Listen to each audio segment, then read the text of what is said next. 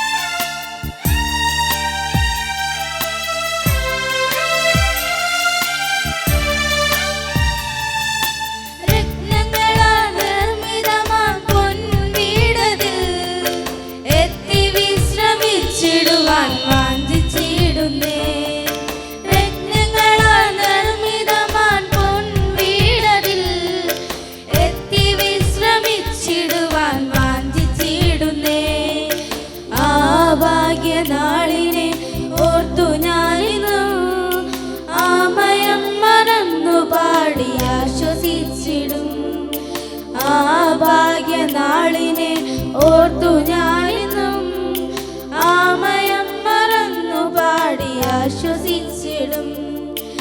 ആശയോടെ എന്നും കാത്തിടുന്നു നാഥ, വീടൊരുക്കാൻ പോയ എൻ്റെ പ്രിയ നാഥ. എന്നുവരും എന്നേശുവേ, നിന്റെ പൊന്മുഖം ഞാൻ എന്നു കാണുമെന്നാഥനേ. എന്നുവരും എന്നേശുവേ, നിന്റെ പൊന്മുഖം ഞാൻ എന്നു കാണുമെന്നാഥനേ.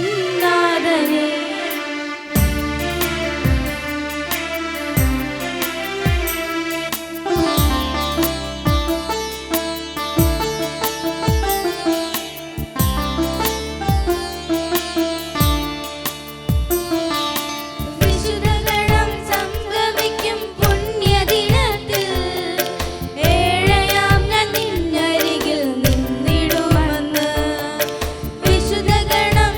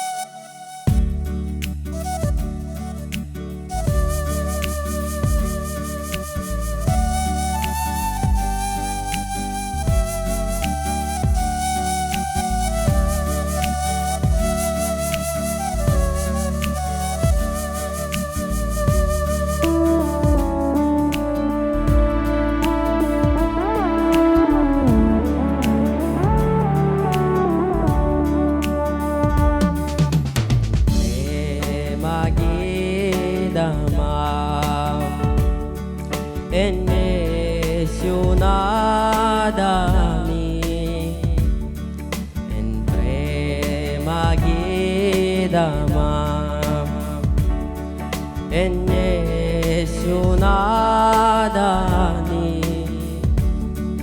എൻ ജീവനേക്കാളും നീ വലിയതാണെനിക്ക്. എൻ ജീവനേക്കാളും നീ വലിയതാണെനിക്ക്.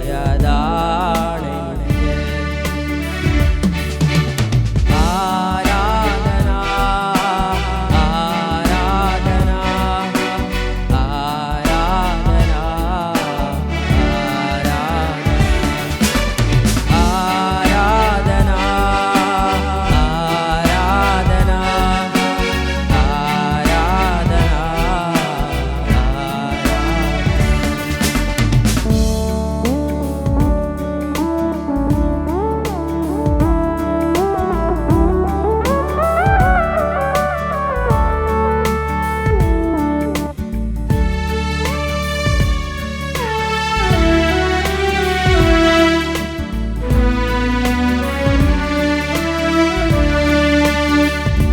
തുല്യം ചൊല്ലാൻ ആരുമില്ലേ അങ്ങെപ്പോലെ യേശുവേ. തുല്യം ചൊല്ലാൻ ആരുമില്ലേ അങ്ങെപ്പോലെ യേശുവേ.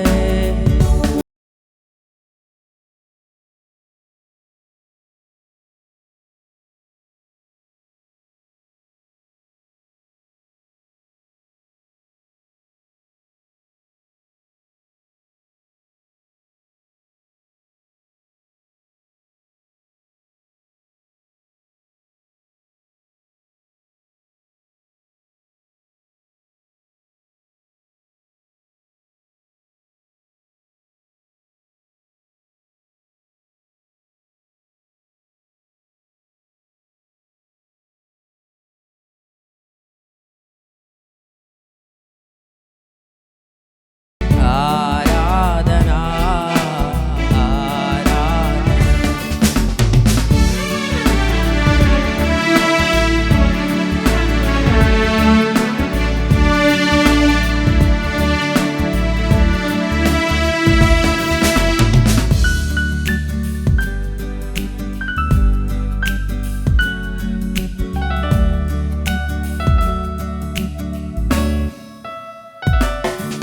നിന്നെപ്പോലെ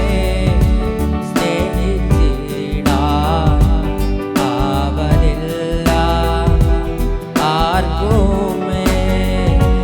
നിന്നെപ്പോലെ സ്നേഹിച്ചിടാൻ ആവതില്ല ആർക്കുമേ. സ്നേഹമേ പ്രേമമേ നിന്നിൽ ഞാനും ചേർന്നിടുന്നു. സ്നേഹമേ പ്രേമമേ നിന്നിൽ ഞാനും ചേർന്നിടുന്നു. ആരാധന ആരാധന ആരാധന ആരാധന ആരാധന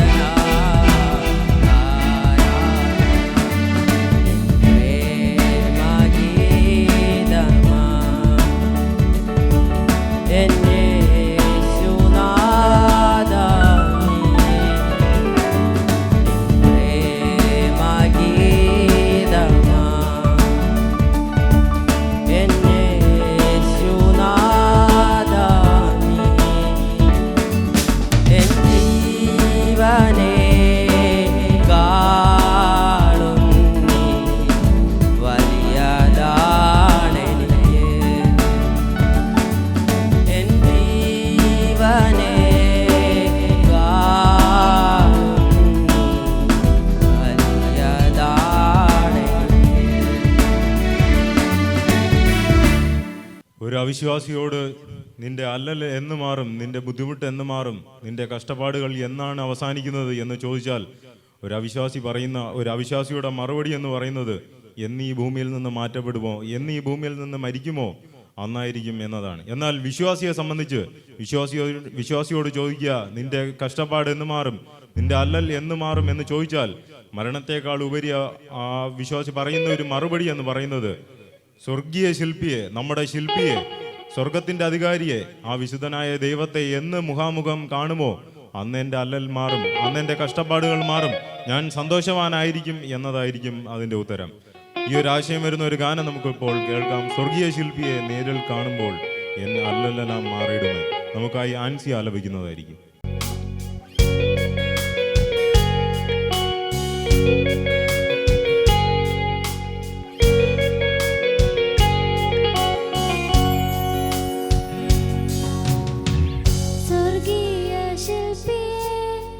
നേരിൽ കാണും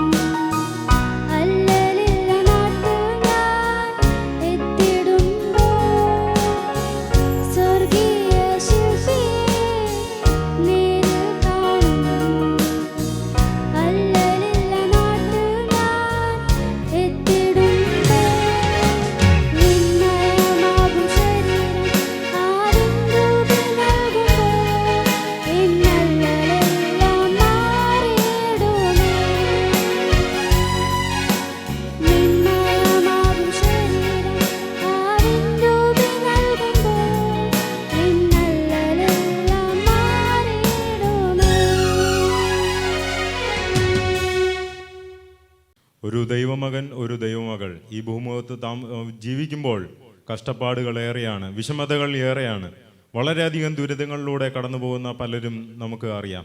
എന്നാൽ അവരോട് ചോദിക്കുക, ഭയമുണ്ടോ, പേടിയുണ്ടോ, ഈ ഭൂമിയിലായിരിക്കുവാൻ ഭയമാണോ എന്ന് ചോദിച്ചാൽ പറയും, ഇല്ല, ഭയമില്ല, ലേശവും ഭയമില്ല. കാരണം എൻ്റെ ഭാവിയെല്ലാം കർത്താവിൻ്റെ കരങ്ങളിലാണ്. അവൻ എന്നെ നയിക്കും, അവൻ എൻ്റെ ജീവിതത്തെ നയിക്കും, അവൻ എൻ്റെ ജീവിതത്തെ മുന്നോട്ട് കൊണ്ടുപോകും എന്നുള്ളൊരു പ്രത്യാശ, എന്നുള്ളൊരു സന്തോഷം. അത് കാരണം അവന് ഭയക്കേണ്ട ആവശ്യമില്ല എന്ന് നമുക്ക് കാണുവാനായിട്ട് സാധിക്കും. നമുക്കായി ഇപ്പോൾ ഈ ഒരു ആശയം വരുന്ന ഒരു ഗാനം നമുക്ക് കേൾക്കാം. ഭയമോ ഇനി എന്നിൽ സ്ഥാനമില്ല, എൻ ഭാവിയെല്ലാം അവൻ്റെ കരങ്ങളില്ല. നമുക്കായി ജോയൽ ഇപ്പോൾ ആലപിക്കും.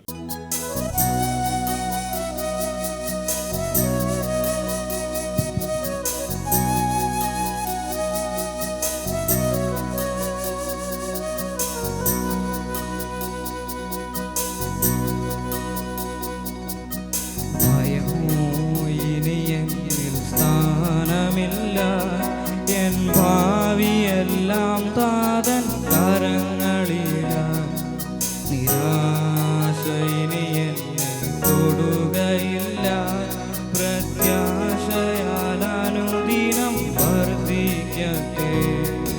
ഭയമോ ഇനി എന്നിൽ സ്ഥാനമില്ല, എൻ ഭാവിയെല്ലാം താതൻ കരങ്ങളിലാം, നിരാശ തൊടുകയില്ല, പ്രത്യാശയാൽ അനുദിനം വർദ്ധിക്കട്ടെ.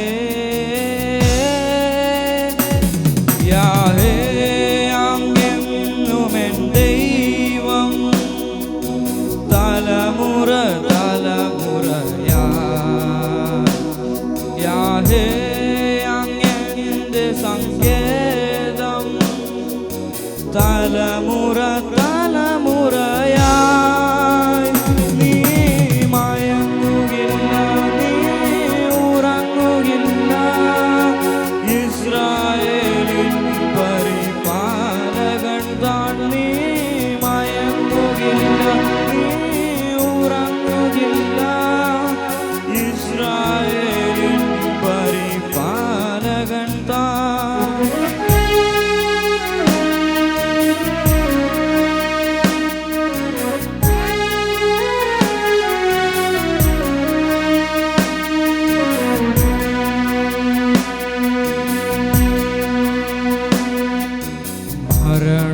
ഭയം എല്ലാം മാറിടട്ടെ, ശത്രുഭീതിയെല്ലാം നീങ്ങിടട്ടെ. മരണഭയം എല്ലാം മാറിടട്ടെ,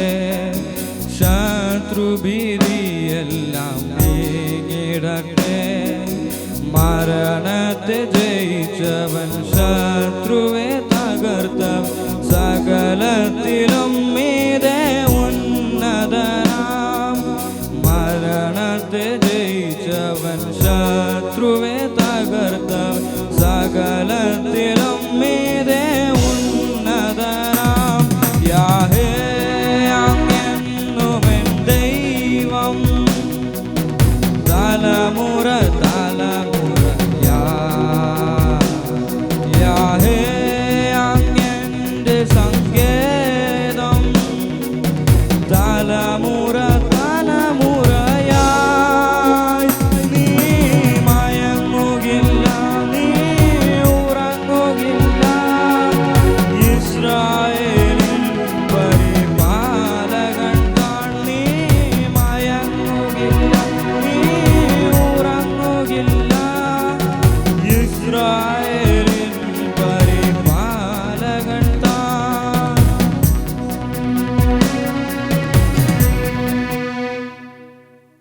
എന്നാൽ നമ്മുടെ കർത്താവ് നമ്മെ സ്നേഹിച്ച സ്നേഹം, അത് കാൽവറി ക്രൂശിൽ നമുക്ക് കാണുവാനായിട്ട് കഴിയും. നമുക്കറിയാം, ജീവൻ തന്ന് നമ്മെ സ്നേഹിച്ച സ്നേഹമാണ്. ഈ ഒരു ആശയം വരുന്ന ഒരു ഗാനം നമുക്കിപ്പോൾ കേൾക്കാം. പ്രാണപ്രിയ യേശുനാഥ, ജീവൻ തന്ന സ്നേഹമേ, നഷ്ടമായി പോയ എന്നെ ഇഷ്ടനാക്കി തീർത്ത നാഥ. നമുക്കായി ബിൻസി ഇപ്പോൾ ആലപിക്കുന്നതായിരിക്കും.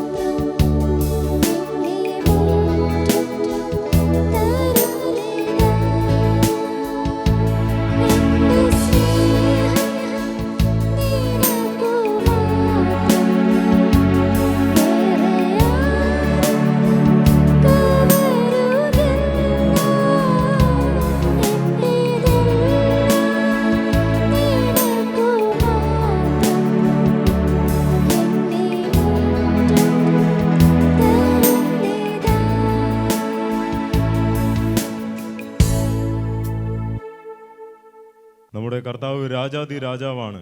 അവൻ ആദ്യന്തം ഇല്ലാത്ത മഹേശനാണ്. സൈന്യങ്ങളുടെ നായകനാണ്. ധന്യനായ ഏകാധിപതിയായ വിലയേറിയവനായ അത്യുന്നതനായ കർത്താവാണ് നമ്മുടെ ദൈവം. ആ ദൈവം ഏഴായ നമ്മെ ഇത്രമേൽ സ്നേഹിച്ചു, നമ്മെ ഇത്രമേൽ കൊണ്ടുവന്നു. അത് ഓർക്കുമ്പോൾ കർത്താവിന് നമുക്ക് ഇന്ന് ഈ സമയത്ത് ഇവിടെ ദൈവസന്നിധിയിലായിരിക്കുമ്പോൾ അത്യുച്ചത്തിൽ പാടി സ്തുതിക്കാം. അവൻ്റെ വിലയേറിയ വാഴ്ത്തപ്പെടുമാറാകട്ടെ. നമുക്കിപ്പോൾ ഓ ദൈവമേ രാജാദേവ ആദ്യന്തം ഇല്ല മഹേശനെ എന്നുള്ള ഗാനം നമുക്കിപ്പോൾ ശ്രവിക്കാം.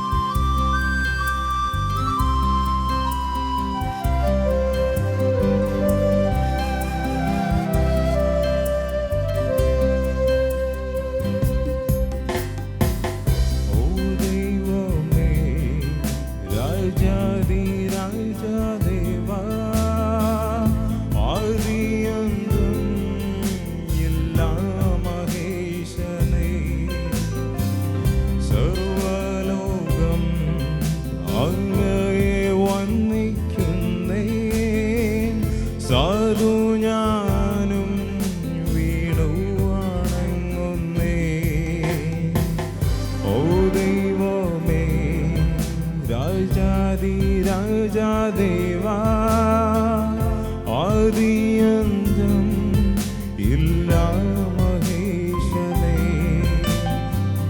സർവലോകം അങ്ങയെ വന്ദിക്കുന്നേ, സാധു ഞാനും വീണു വണങ്ങുന്നേ. അത്യുച്ചത്തിൽ പാടും ഞാൻ കർത്താവേ, അങ്ങെത്രയോ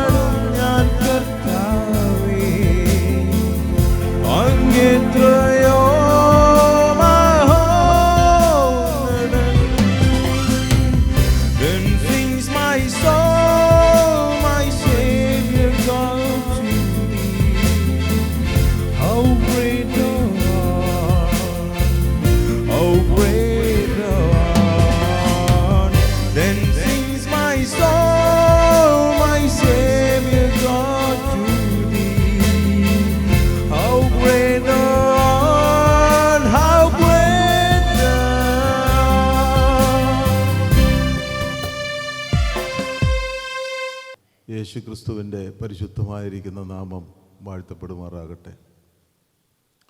ഇവിടെ വളരെ പ്രാർത്ഥനയോടുകൂടെ ക്രമീകരിക്കപ്പെട്ട ബൈബിൾ ക്ലാസിൻ്റെ രണ്ടാമത്തെ ദിവസത്തിലേക്ക് കടന്നു വരുവാൻ തക്കവണ്ണം അത്യുന്നതനായ ദൈവം നമ്മോട് കൃപ കാണിച്ചതോർത്ത് ദൈവത്തെ സ്തുതിക്കുകയും സ്തോത്രം ചെയ്യുകയും ചെയ്യുന്നു. ദൈവം എത്രയോ അത്ഭുതകരമായിട്ട് നമ്മളെ പരിപാലിക്കുന്നു, വഴി നടത്തുന്നു എന്നോർത്ത് ഞാൻ ദൈവത്തെ സ്തുതിക്കുകയാണ്.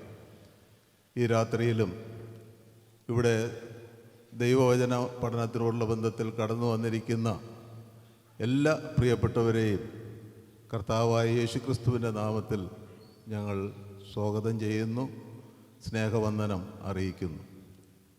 കർത്താവിൻ്റെ ദാസന്മാരായിട്ടും അതുപോലെ സ്ഥലസഭകളിൽ നിന്നായിട്ട് മറ്റ് പ്രിയപ്പെട്ടവരായിട്ട് ഒക്കെ പലരും കടന്നു വന്നതോർത്ത് ദൈവത്തെ സ്തുതിക്കുകയാണ്.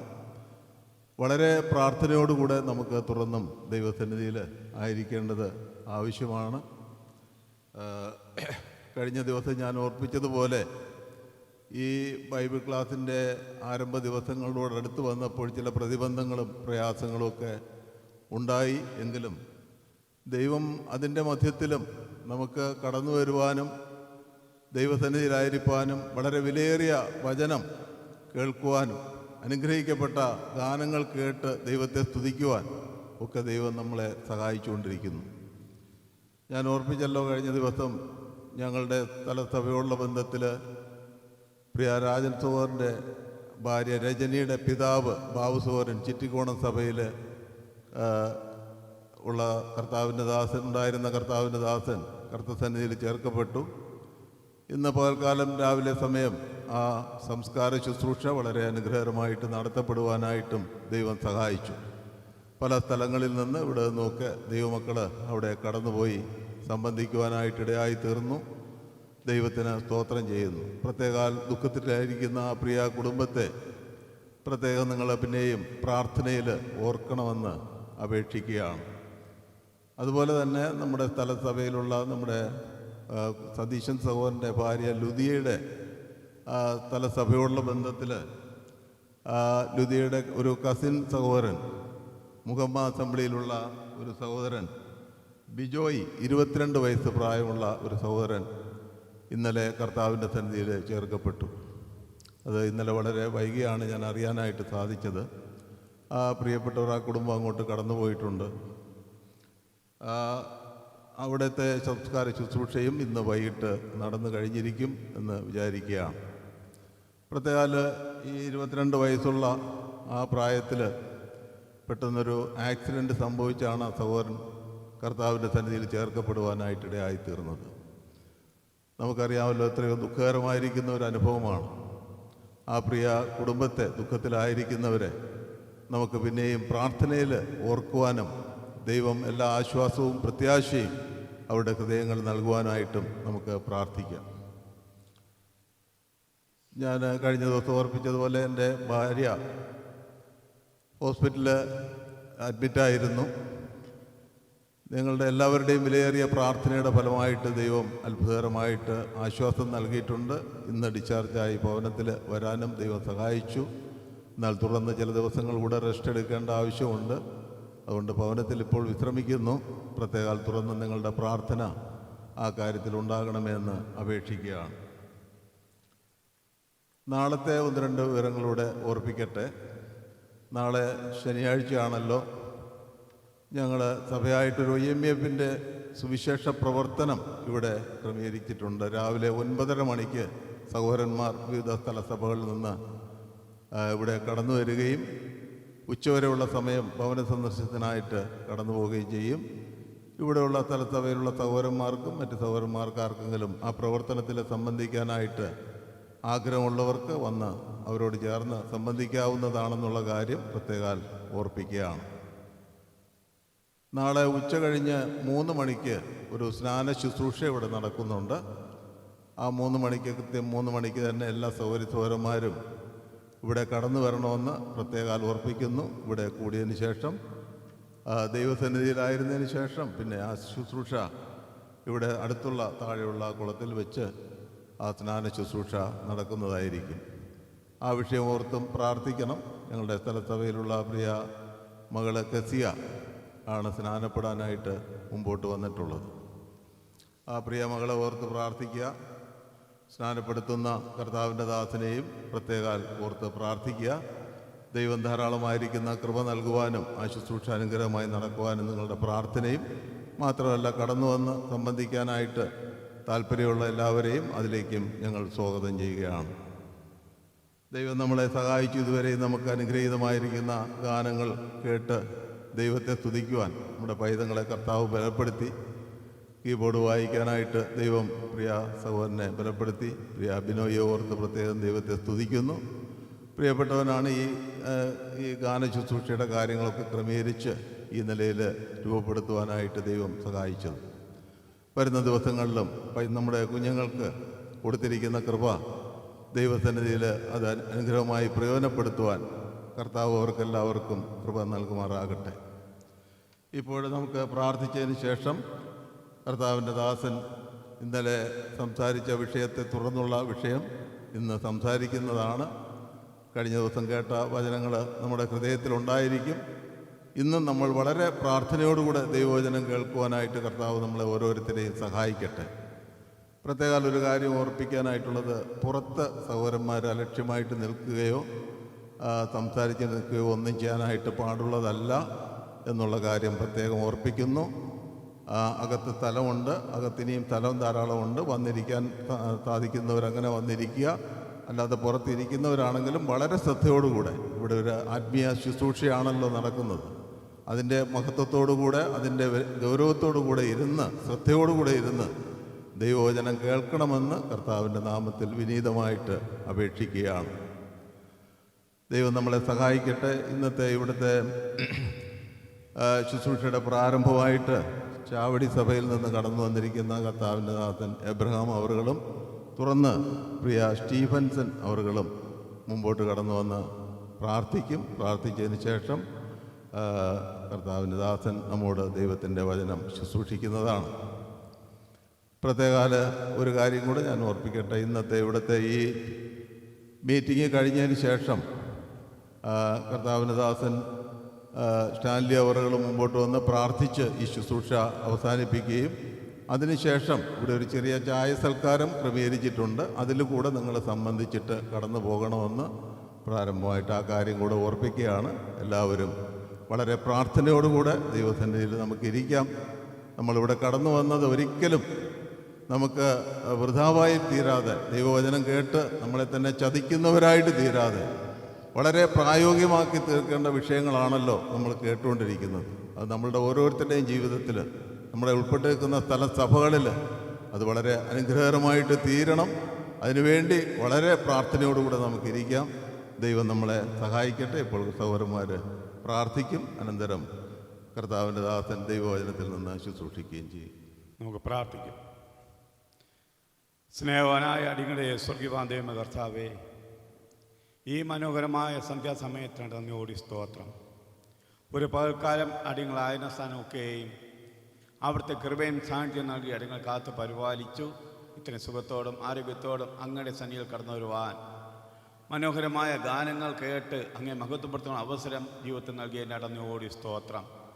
ഇന്ന് പ്രഭാതം കണ്ട എത്രയോ പേർ ഈ സായാഹ്നം കാണാൻ സാധിക്കാതെ ഈ ലോകത്തിൽ മാറ്റപ്പെട്ടപ്പോൾ അടിയങ്ങളെ ജീവനുള്ളവരുടെ ദേശത്ത് അങ്ങേ മഹത്വപ്പെടുത്തുവാനായിട്ട് ആക്കിയിരിക്കുന്ന വൻകൃപയ്ക്ക് നന്ദിയോടി സ്തോത്രം.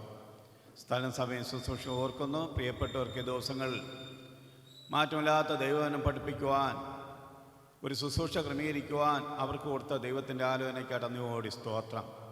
കർത്താവെ, കഴിഞ്ഞ ദിവസം അങ്ങയുടെ ദാസനെ അവിടുത്തെ കരങ്ങൾ ഉപയോഗിച്ചു അടിയങ്ങൾക്ക് ആവശ്യമായ തിരുവചന സത്യങ്ങൾ വെളിപ്പെടുത്തുവാൻ അവിടുന്ന് പ്രസാദിക്കാനായിട്ട് നന്ദിയോടി സ്തോത്രം. ഇത്രയും ക്ഷേമത്തോടെ സന്തോഷത്തോടെ നന്ദി നിറഞ്ഞ ഹൃദയത്തോടെ അങ്ങയുടെ സന്നിധിയിലായിരിക്കാൻ ഇന്ന് അടിയങ്ങൾ ഒരുക്കിയിരിക്കുന്നതിനായിട്ട് നന്ദിയോടി സ്തോത്രം. അടിയങ്ങൾ പ്രാർത്ഥനയ്ക്കായിട്ട് കേട്ടതുപോലെ കർത്താവെ, കഴിഞ്ഞ ദിവസങ്ങൾ കർത്താവെ രോഗത്തിലും ക്ഷീണത്തിലും ആശുപത്രിയിലായിരിക്കുന്ന പ്രിയദാസിക്ക് സൗഖ്യം നൽകി ഇത്രയും ക്ഷേമത്തോടെ ഭവനത്തിൽ കടന്ന ഒരു അവസരം അങ്ങ് നൽകിയതിനായിട്ട് നന്ദിയോടി സ്തോത്രം. അതുപോലെ കർത്താവ് വേർപാട് ദുഃഖത്തിലായിരിക്കുന്ന ആ പ്രിയ കുടുംബങ്ങളെ ഓർക്കുകയാണ്. അവർക്ക് ആവശ്യമായ ആശ്വാസവും സമാധാനവും നൽകി അവരെ അനുഗ്രഹിക്കുന്ന കർത്താവെ, ആ സംസ്കാര ശുശ്രൂഷകൾക്കെയും അനുഗ്രഹം നടത്തുവാൻ ദൈവം പ്രസാദിക്കാനായിട്ട് ഓടി സ്തോത്രം. കർത്താവെ, ഇന്ന് ഈ രാത്രി സമയം അങ്ങോട്ട് മാറ്റമില്ലാത്ത ഭജനം പഠിക്കുവാൻ ആഗ്രഹത്തോടെ വാഞ്ചയോടെ കടന്നു വന്നിരിക്കുന്ന ഓരോരുത്തരെയും അവിടുത്തെ സമർപ്പിക്കുകയാണ്. പ്രത്യേകിച്ച് ഈ സ്ഥലം സമയം ഓർക്കുന്നു. അങ്ങയുടെ മക്കളെ ഇത്രത്തോളം അനുഗ്രഹിച്ച് അങ്ങയുടെ മഹത്വമായ സാക്ഷ്യം വഹിപ്പാൻ ദേശത്താക്കിയിരിക്കുന്ന കൃപയ്ക്ക് ഓടി സ്തോത്രം. ഭയനമായി കടന്നു വന്നിരിക്കുന്ന അവിടുത്തെ ദാസനെ ഓർക്കുന്ന കർത്താവെ, അടിയങ്ങൾ തിരുസന്നിധിയിലിരിക്കുമ്പോൾ അങ്ങയുടെ തിരുവചന സത്യങ്ങൾ വെളിപ്പെടുത്തി നൽകുവാൻ ധാരാളമായ കൃപ നൽകി അവിടുത്തെ കരങ്ങൾ ഉപയോഗിക്കുന്ന കർത്താവെ, പ്രത്യേകിച്ച് ഗാനങ്ങൾ പാടുവാൻ പ്രിയ മക്കളെ ബലപ്പെടുത്തി നന്ദിയോടെ സ്തോത്രം. കാലാവസ്ഥയിൽ അനുകൂലമാക്കി നൽകിയിരിക്കാൻ നന്ദിയോടെ സ്തോത്രം. മൈക്കിനെയും ലൈറ്റിനെയും അതിൻ്റെ വ്യവസ്ഥകളെല്ലാം ഓർക്കുന്നു. എല്ലാത്തിനെയും അനുഗ്രഹിക്കുകയും കർത്താവെ ശുശ്രൂഷ ഏറ്റവും അനുഗ്രഹമായി തീരുവാൻ കർത്താവിൻ്റെ നാമമഹത്വപ്പെടാൻ സഹായിക്കണേ. അങ്ങയുടെ വരവ് ദീർഘ്യാണെങ്കിൽ നാളെ നടക്കാനുള്ള ശുശ്രൂഷകൾ തിരുസന്നിധിയിൽ ഓർക്കുകയാണ്. അനുഗ്രഹമായിട്ട് നടക്കുവാൻ ദൈവനാമം മഹത്വപ്പെടാൻ സഹായിക്കണേ.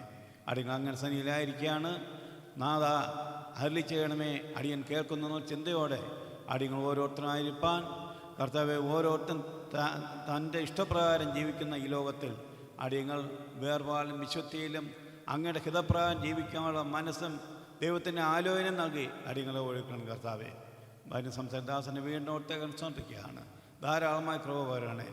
വീണ്ടും പിന്നെ കർത്താവിൻ്റെ രക്ഷകനുമായ യേശു ക്രിസ്തുവിൻ്റെ നിശ്ചിത നാമത്തിൽ അടിയങ്ങളുടെ പ്രാർത്ഥന കേൾക്കണം. സ്വർഗീയവാൻ ദൈവമേ, ഞങ്ങളുടെ സ്വർഗീയ പിതാവാം ദൈവമേ, തിരുനാമത്തിന് നന്ദിയോടെ സ്തോത്രം ചെയ്യുന്നു. കർത്താവെ, ഈ സമയത്ത് വീണ്ടും അവിടുത്തെ സന്നിധിയിൽ ഞങ്ങൾക്ക് കൂടി വരുവാൻ ഒരു അവസരം ദൈവം സംജാതമാക്കിയത് ഓർത്ത് ഞങ്ങൾ അങ്ങേക്ക് മഹത്വം അർപ്പിക്കുന്നു. പ്രഭാതം മുതൽ പ്രദോഷം വരെയും അവിടുത്തെ തിരുസാന്നിധ്യം ഞങ്ങളോട് കൂടെ ഉണ്ടായിരുന്നു. ഞങ്ങൾക്ക് ഇന്ന് എന്തൊക്കെ ആവശ്യമുണ്ടായിരുന്നു അതൊക്കെ കർത്താവ് ദാനമായി നൽകി. അത് ഓർത്ത് പിന്നാമത്തിന് സ്തോത്രം ചെയ്യുന്നു. വേർപാടിൻ്റെ ബന്ധത്തിൽ ദുഃഖത്തിലായിരിക്കുന്ന കുടുംബങ്ങളെ അവിടെ നിന്ന് ആശ്വസിപ്പിക്കണമേ, സമാധാനം നൽകി സഹായിക്കണമേ എന്ന് ഞങ്ങൾ പ്രാർത്ഥിക്കുന്നു. രാവിലെ ഞങ്ങളുടെ പ്രിയപ്പെട്ടവർ ഓരോരുത്തരും ഓരോ തൊഴിലുകളിൽ ഏർപ്പെട്ടവർ, വീട്ടിലായിരുന്നവർ, വിവിധ യാത്രകളിലായിരുന്നവർ, അങ്ങനെ വിവിധ മേഖലകളിലും ആയിരുന്ന ആ പ്രിയപ്പെട്ടവർക്ക് ഒരുമിച്ച് ഇവിടെ വരുവാൻ കർത്താവ് സഹായിച്ചല്ലോ. ഈ കുടിവരവിൻ്റെ പരമപ്രധാനമായ ഉദ്ദേശം കർത്താവ് കണ്ടിരിക്കുന്നല്ലോ. നന്ദിയോടെ സ്തോത്രം. ദൈവവചന പഠനം എത്രയോ മനോഹരമായ ഒരു കാര്യമാണ്. ആ മനോഹാരിത അനുഭവിക്കുന്നവരാണ് ദൈവമക്കൾ. ഞങ്ങളതിനൊക്കെ സാക്ഷികളാണ്. വീണ്ടും ആ മനോഹാരിത അനുഭവിക്കുവാൻ കർത്താവെ ഞങ്ങൾ ആവേശത്തോടെ താല്പര്യത്തോടെ ദൈവസന്നിധിയിൽ വരികയാണ്. കർത്താവെ, അവിടുത്തെ വചനം പങ്കിടുന്നതായ ദൈവദാസനായ സ്തോത്രം. ക്രൂശിൻ്റെ മറവിൽ നിന്നുകൊണ്ട് കർത്താവെ അനുഗ്രഹിക്കപ്പെട്ട നിലയിൽ ദൈവവചനം ഇവിടെ പ്രസ്താവിക്കുവാൻ സഹായിക്കണം.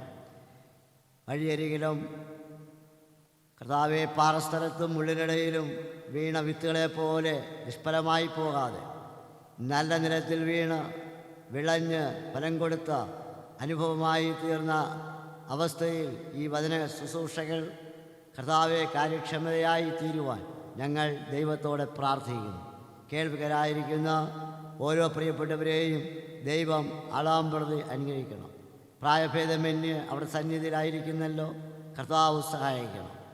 കർത്താവ് അന്ധകാര ശക്തികൾ ഈ വചനമെടുത്തുകൊണ്ട് പോകാതെ അത് വളരെ കർത്താവെ പ്രയോജനകരമായി തീരുവാൻ ദൈവം കൃപ ചെയ്യണം. കർത്താവെ, ഞങ്ങളുടെ ബുദ്ധിയെ ദൈവം അങ്ങ് വികസിപ്പിക്കണം. അങ്ങയുടെ വചനം കേൾക്കുവാനുള്ളതായ ആ കർത്താവെ പരിജ്ഞാനം ഞങ്ങൾക്ക് തരണം. ഞങ്ങൾ അറിവിലും ഞങ്ങൾ കുറവുള്ളവരാണ്, പരിജ്ഞാനത്തിൽ കുറവുള്ളവരാണ്. ഞങ്ങൾ സമ്മതിക്കുന്നു. അങ്ങയുടെ ജ്ഞാനം ഞങ്ങൾക്ക് നൽകി തിരുവചനത്തിൻ്റെ ആഴമേറിയ വചനങ്ങൾ കേൾക്കുവാൻ അത് പ്രായോഗികമാക്കുവാൻ സഹായിക്കണം.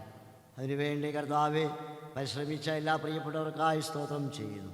എല്ലാവരെയും കർത്താവ് അനുഗ്രഹിക്കണം. ഒന്നിലേറെ കർത്താവെ വളരെ ആ സന്തോഷത്തോടെ വചനം കേട്ട് മടങ്ങിപ്പോകുവാൻ ഇടയാക്കണമേ. മഹത്വം എല്ലാം തിരുമേനിയെടുക്കണമേ. കർത്താവായ യേശു ക്രിസ്തു നാമത്തിൽ വളരെ താഴ്മയോടെ ഞങ്ങൾ പ്രാർത്ഥിക്കുന്നു. കേൾക്കണം നല്ല പിതാവേ, ആമേൻ. നമ്മുടെ രക്ഷിതാവും കർത്താവുമായ യേശു ക്രിസ്തുവിൻ്റെ നാമത്തിൽ കടന്നു വന്ന എല്ലാ പ്രിയപ്പെട്ടവർക്കും സ്നേഹവന്ദനം ഞാൻ പ്രാരംഭമായി അറിയിക്കുകയാണ്.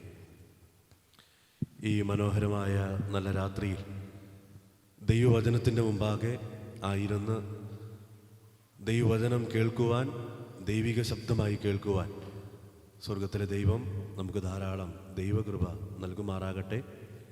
മനോഹരമായ ഗാനങ്ങൾ പാടിയ കുഞ്ഞുങ്ങളെ ഓർത്ത് ഞാൻ ദൈവത്തെ സ്തുതിക്കുന്നു. പ്രിയ മക്കളുടെ സ്ഥിരമായ ഉത്സാഹവും കഠിന പ്രയത്നവും അത് ഏറ്റവും മനോഹരമായി കർത്താവിനെ സ്തുതിക്കുവാൻ, പ്രിയമക്കളുടെ അധ്വാനത്തെ ദൈവം മാനിക്കുന്നത് കണ്ട് സന്തോഷിക്കുവാൻ ഇടയായതോർത്ത് ഞാൻ ദൈവത്തെ സ്തുതിക്കുന്നു. തുടർന്നും പ്രിയമക്കളെ ദൈവം ധാരാളമായി സമൃദ്ധിയായി അനുഗ്രഹിക്കട്ടെ എന്ന് ഞാൻ ആത്മാർത്ഥമായി ആഗ്രഹിക്കുകയും പ്രാർത്ഥിക്കുകയും ചെയ്യുന്നു. നാം ചിന്തിച്ചു വന്ന വിഷയത്തിലേക്ക് കടക്കാം. ന്യായാധിപന്മാരുടെ പുസ്തകം 21-ാം അധ്യായം 25-ാം വാക്യം ആണ് നമ്മുടെ കുറിവാക്യം. അവിടെ നിന്നുകൊണ്ട് തന്നെ കഴിഞ്ഞ ദിവസം നാം ചിന്തിച്ച ആശയങ്ങൾ ഇന്നലെ കടന്നു വരാത്ത പ്രിയപ്പെട്ടവർക്ക് വേണ്ടി ഒരു വാചകത്തിൽ ചേർത്ത് പറയുവാൻ ഞാൻ ആഗ്രഹിക്കുകയാണ്. ഇന്നലെ നാം ചിന്തിച്ചത് ഈ വിഷയത്തിൻ്റെ പ്രാധാന്യം എന്താണ്. അത് നാം കൊരിന്ത്യ ലേഖനത്തിൽ നിന്നും ചിന്തിക്കാനിടയായിത്തീർന്നു. ചരിത്രങ്ങൾ നമ്മെ ബുദ്ധി ഉപദേശത്തിന് വേണ്ടി പഠിപ്പിക്കുവാൻ ദൈവത്തിൻ്റെ ആത്മാവ് എഴുതി നൽകിയിരിക്കുകയാണ്. മാത്രമല്ല, നാം വായിച്ച വാക്യത്തിൻ്റെ ആ വാചകത്തിൻ്റെ വിശകലനമാണ് കഴിഞ്ഞ ദിവസം നാം ചിന്തിക്കുവാൻ ഇടയായിത്തീർന്നത്. ഈ ചരിത്രം ഒരു കാലഘട്ടത്തിൻ്റെ ആകത്തുകയാണ്. ഓരോരുത്തൻ തനിക്ക് ബോധിച്ചതുപോലെ നടന്നു. എന്തായിരുന്നു ആ കാലത്ത് സംഭവിച്ചത്? ആ കാലത്ത് ഇസ്രയേലിൽ രാജാവില്ലായിരുന്നു എന്ന് പറഞ്ഞാൽ ആത്മീയമായ ശക്തമായ നേതൃത്വത്തിൻ്റെ പരാജയമാണ് നമുക്കവിടെ കാണാനായിട്ട് കഴിയുന്നത്. അത് നാം വിശദമായി ചിന്തിക്കാൻ ഇടയായിത്തീർന്ന വസ്തുതയാണ്. രണ്ടാമതായി നാം ചിന്തിച്ചത് അതിൻ്റെ മറുവശമാണ്. വാസ്തവത്തിൽ ഇസ്രയേലിൽ രാജാവില്ലാത്തതല്ലായിരുന്നു പ്രശ്നം. നാം വായിച്ച് കേട്ടതാണ്, ദൈവം ഹൃദയത്തിൻ്റെ വേദന വെളിപ്പെടുത്തുവാൻ ഇടയായിത്തീരുന്നുണ്ട്.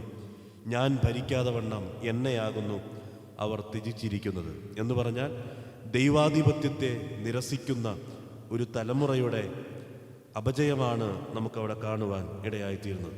ദൈവസഭകളിൽ ദൈവാധിപത്യമാണ് നടക്കേണ്ടത്. അതിലാണ് ദൈവം പ്രസാദിക്കുന്നത്.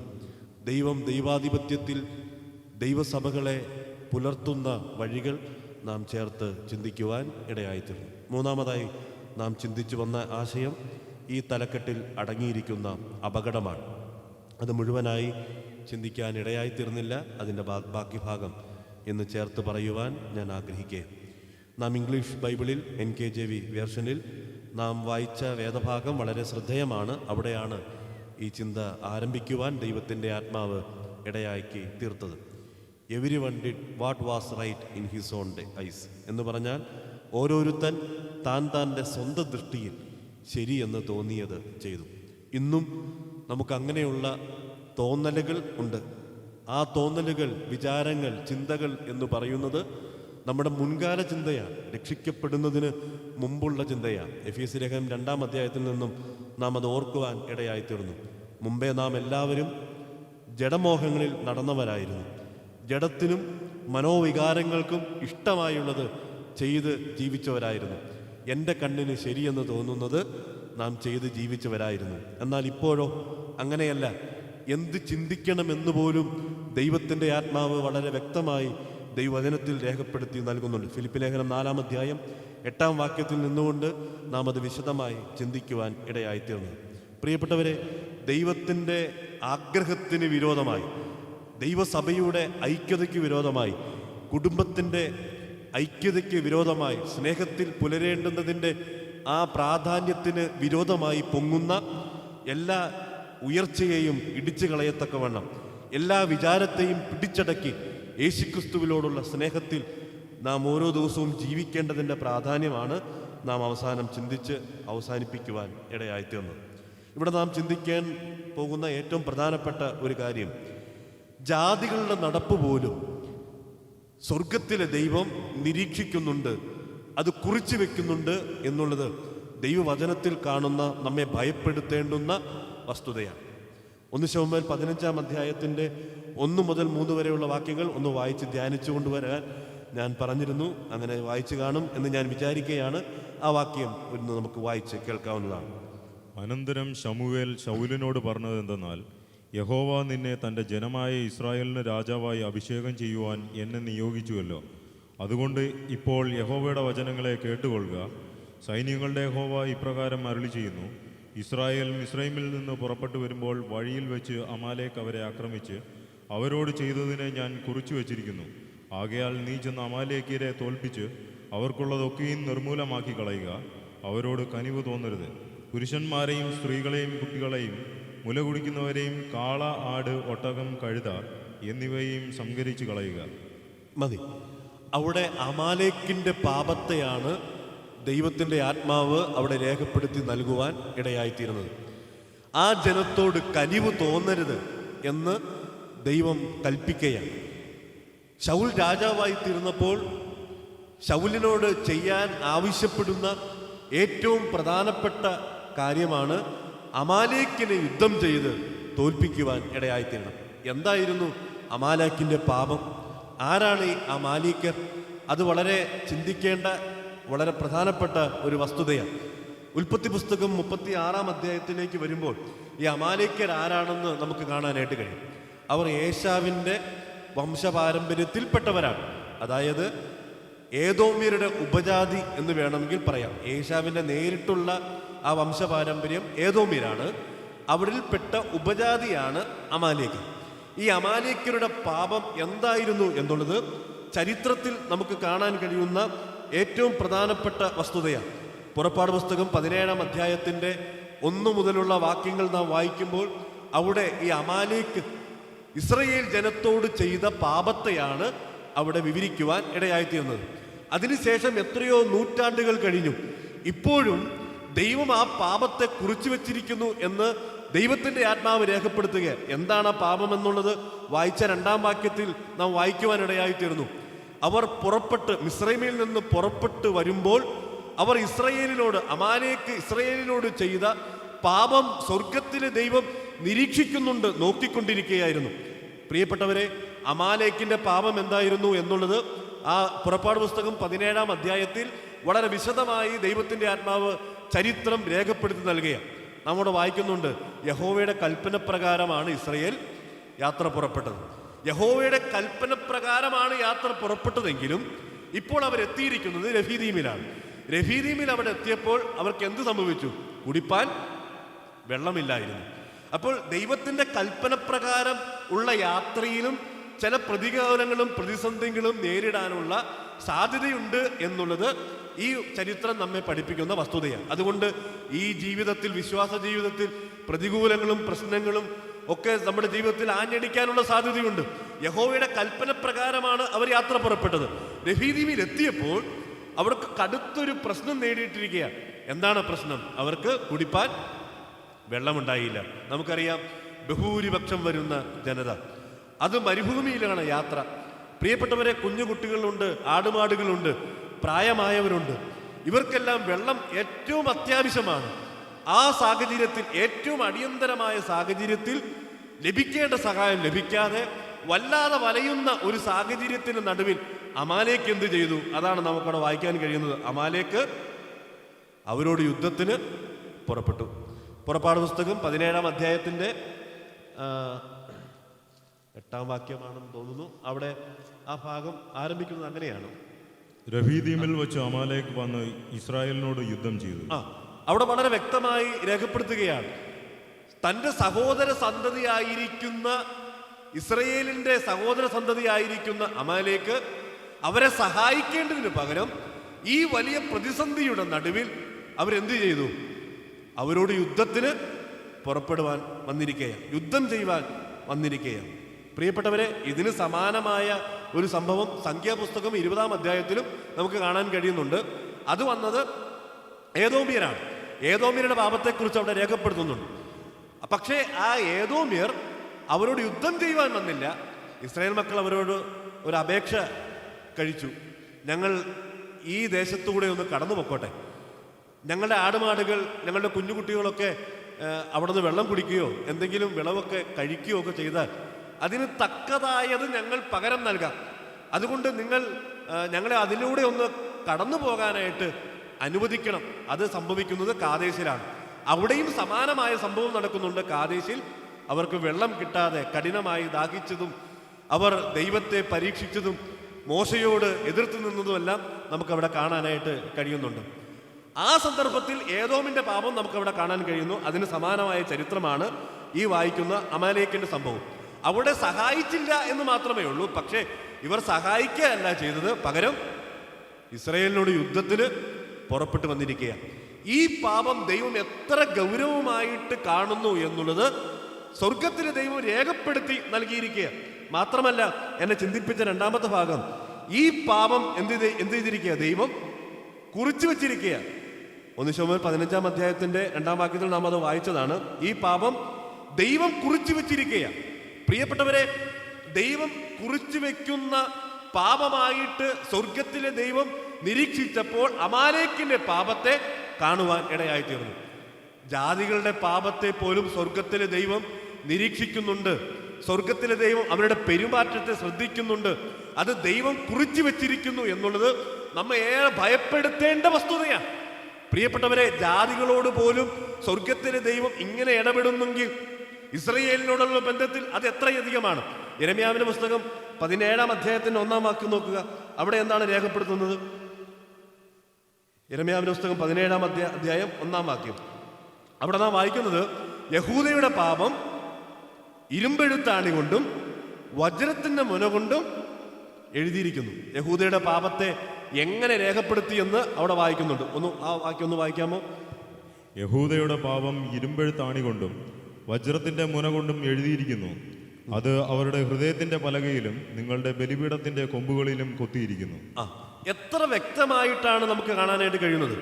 ജാതികളുടെ പാപം ദൈവം കുറിച്ചു വെച്ചിരിക്കുകയാണ്. ഇവിടെ പറയുന്നത് യഹൂദയുടെ പാപം ദൈവം ഇരുമ്പെഴുത്താണി കൊണ്ടും വജ്രത്തിന്റെ മുന കൊണ്ടും എഴുതിയിരിക്കുകയാണ്. എവിടെ എഴുതിയിരിക്കുന്നത്? ഹൃദയത്തിന്റെ പലകയിലും ബലിപീഠത്തിന്റെ കൊമ്പുകളിലും. അതുകൊണ്ടാണ് ഒരു മനുഷ്യൻ, ഒരു ഇസ്രായേൽ ജനതയിൽപ്പെട്ട ഒരുവൻ യാഗമർപ്പിക്കാനായി വരുമ്പോൾ അവൻ യാഗമർപ്പിച്ച് ആ രക്തം ആദ്യം എന്ത് ചെയ്യണം? കുറേശ്ശെ എടുത്ത് യാഗപീഠത്തിന്റെ കൊമ്പുകളിൽ പുരട്ടണം. എന്താ കാരണം? അവന്റെ പാപം മറയ്ക്കപ്പെടുന്നത് അങ്ങനെയാണ്. അവന്റെ പാപം മറയ്ക്കപ്പെടുകയുള്ളൂ, മായ്ക്കപ്പെടുന്നില്ല. അവന്റെ പാപം മറയ്ക്കപ്പെടുകയാണ്.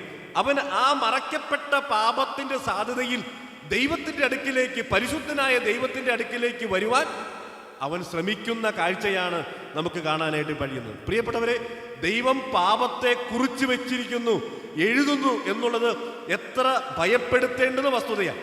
നാം ജാതികളോട് ബന്ധത്തിലാണ് കണ്ടത്. ഇവിടെ കണ്ടത് യിരെമ്യാ പ്രവചനത്തിൽ നാം കണ്ടത് ഇസ്രായേൽ ജനത്തിലുള്ള ബന്ധത്തിലാണ്, തൻ്റെ സ്വന്തം ജനത്തോടുള്ള ബന്ധത്തിലാണ്. അങ്ങനെയെങ്കിൽ ദൈവമക്കളായ നമ്മോടുള്ള ബന്ധത്തിലോ? ദൈവം പാപത്തെ കുറിച്ചു വെക്കും. നമ്മെ ഭയപ്പെടുത്തേണ്ട വസ്തുതയാണ്. മാത്രമല്ല, ഈ പുറപ്പാട് പുസ്തകം 17-ാം അധ്യായത്തിന്റെ അവസാന വാക്യങ്ങളിലേക്ക് വരുമ്പോൾ അവിടെ നാം കാണുന്നത് ദൈവം ആ പാപത്തെ കുറിച്ചു വെച്ച് ഓർമ്മയ്ക്കായിട്ടൊരു പുസ്തകത്തിൽ എഴുതി വെക്കണമെന്ന് പറയുന്നുണ്ട്. 14-ാമത്തെ വാക്യത്തിൽ നമുക്കത് കാണാൻ കഴിയുന്നുണ്ട്.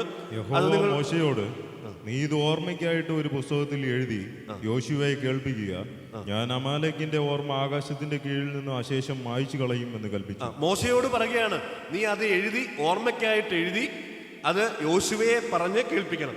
എന്നിട്ട് അതിന്റെ 16-ാമത്തെ വാക്യത്തിൽ വായിക്കുന്നത് യഹോവയുടെ സിംഹാസനത്താണ് യഹോവയ്ക്ക് അമാലേക്കിനോട് തലമുറയായി യുദ്ധമുണ്ടെന്ന് അവൻ പറഞ്ഞു. ദൈവം പറയുകയാണ്, ദൈവത്തിന്റെ സിംഹാസനത്തെ സാക്ഷി നിർത്തി ഉറപ്പിച്ചു പറയുകയാണ്, എനിക്ക് അമാലേക്കിനോട് തലമുറയായി എന്തുണ്ട്? യുദ്ധമുണ്ട്. ദൈവം പാപത്തെ കുറിച്ചു വെച്ചിരിക്കുന്നു എന്നുള്ളത് പ്രിയപ്പെട്ടവരെ നമ്മെ ഭയപ്പെടുത്തേണ്ട വസ്തുതയാണ്. നമ്മുടെ പെരുമാറ്റത്തെ, നമ്മുടെ ചിന്തകളെ, നമ്മുടെ നടപ്പിനെ സ്വർഗത്തിലെ ദൈവം നിരീക്ഷിച്ചു കൊണ്ടിരിക്കുകയാണ്. ദൈവം അത് കുറിച്ചു വെച്ചിരിക്കുകയാണ്. പ്രിയപ്പെട്ടവരെ, ക്ഷമിക്കപ്പെടാത്ത പാപം എന്നുള്ളത് ദൈവവചനത്തിൽ നമ്മെ ഭയപ്പെടുത്തേണ്ടുന്ന വസ്തുതയാണ്. ദൈവം പാപത്തെ ദയവായി ക്ഷമിക്കാതെ പോയാൽ പാപം ഭയാനകരമാകുമെന്നൊരു പാട്ടിന്റെ വരികളുണ്ട്. പ്രിയപ്പെട്ടവരെ, പാപം നമ്മുടെ മുമ്പിൽ കുന്നുകൂടുവാനിടയായിത്തീർന്നാൽ ദൈവത്തിന്റെ മുമ്പിൽ ദൈവം ഒരു രജിസ്റ്ററിൽ പാപം രേഖപ്പെടുത്തുന്നു എന്ന് നിങ്ങളുടെ ഭാവനയിൽ ഒന്ന് കാണുക. ദൈവത്തിന് രജിസ്റ്റർ ഒന്നും ആവശ്യമില്ല. എന്നാൽ ദൈവം പാപത്തെ കുറിച്ചു വച്ചിരിക്കുന്നു, ദൈവം പാപത്തെ രേഖപ്പെടുത്തുന്നു എന്നുള്ളത് നമ്മെ ഭയപ്പെടുത്തേണ്ടുന്ന വസ്തുതയാണ്. ദൈവം പാപം ക്ഷമിക്കാതെ പോയാൽ പാപം ഭയാനകരമായി തീരുമെന്നുള്ളത് ദൈവവചനത്തിന്റെ അടിസ്ഥാന പ്രമാണമാണ്.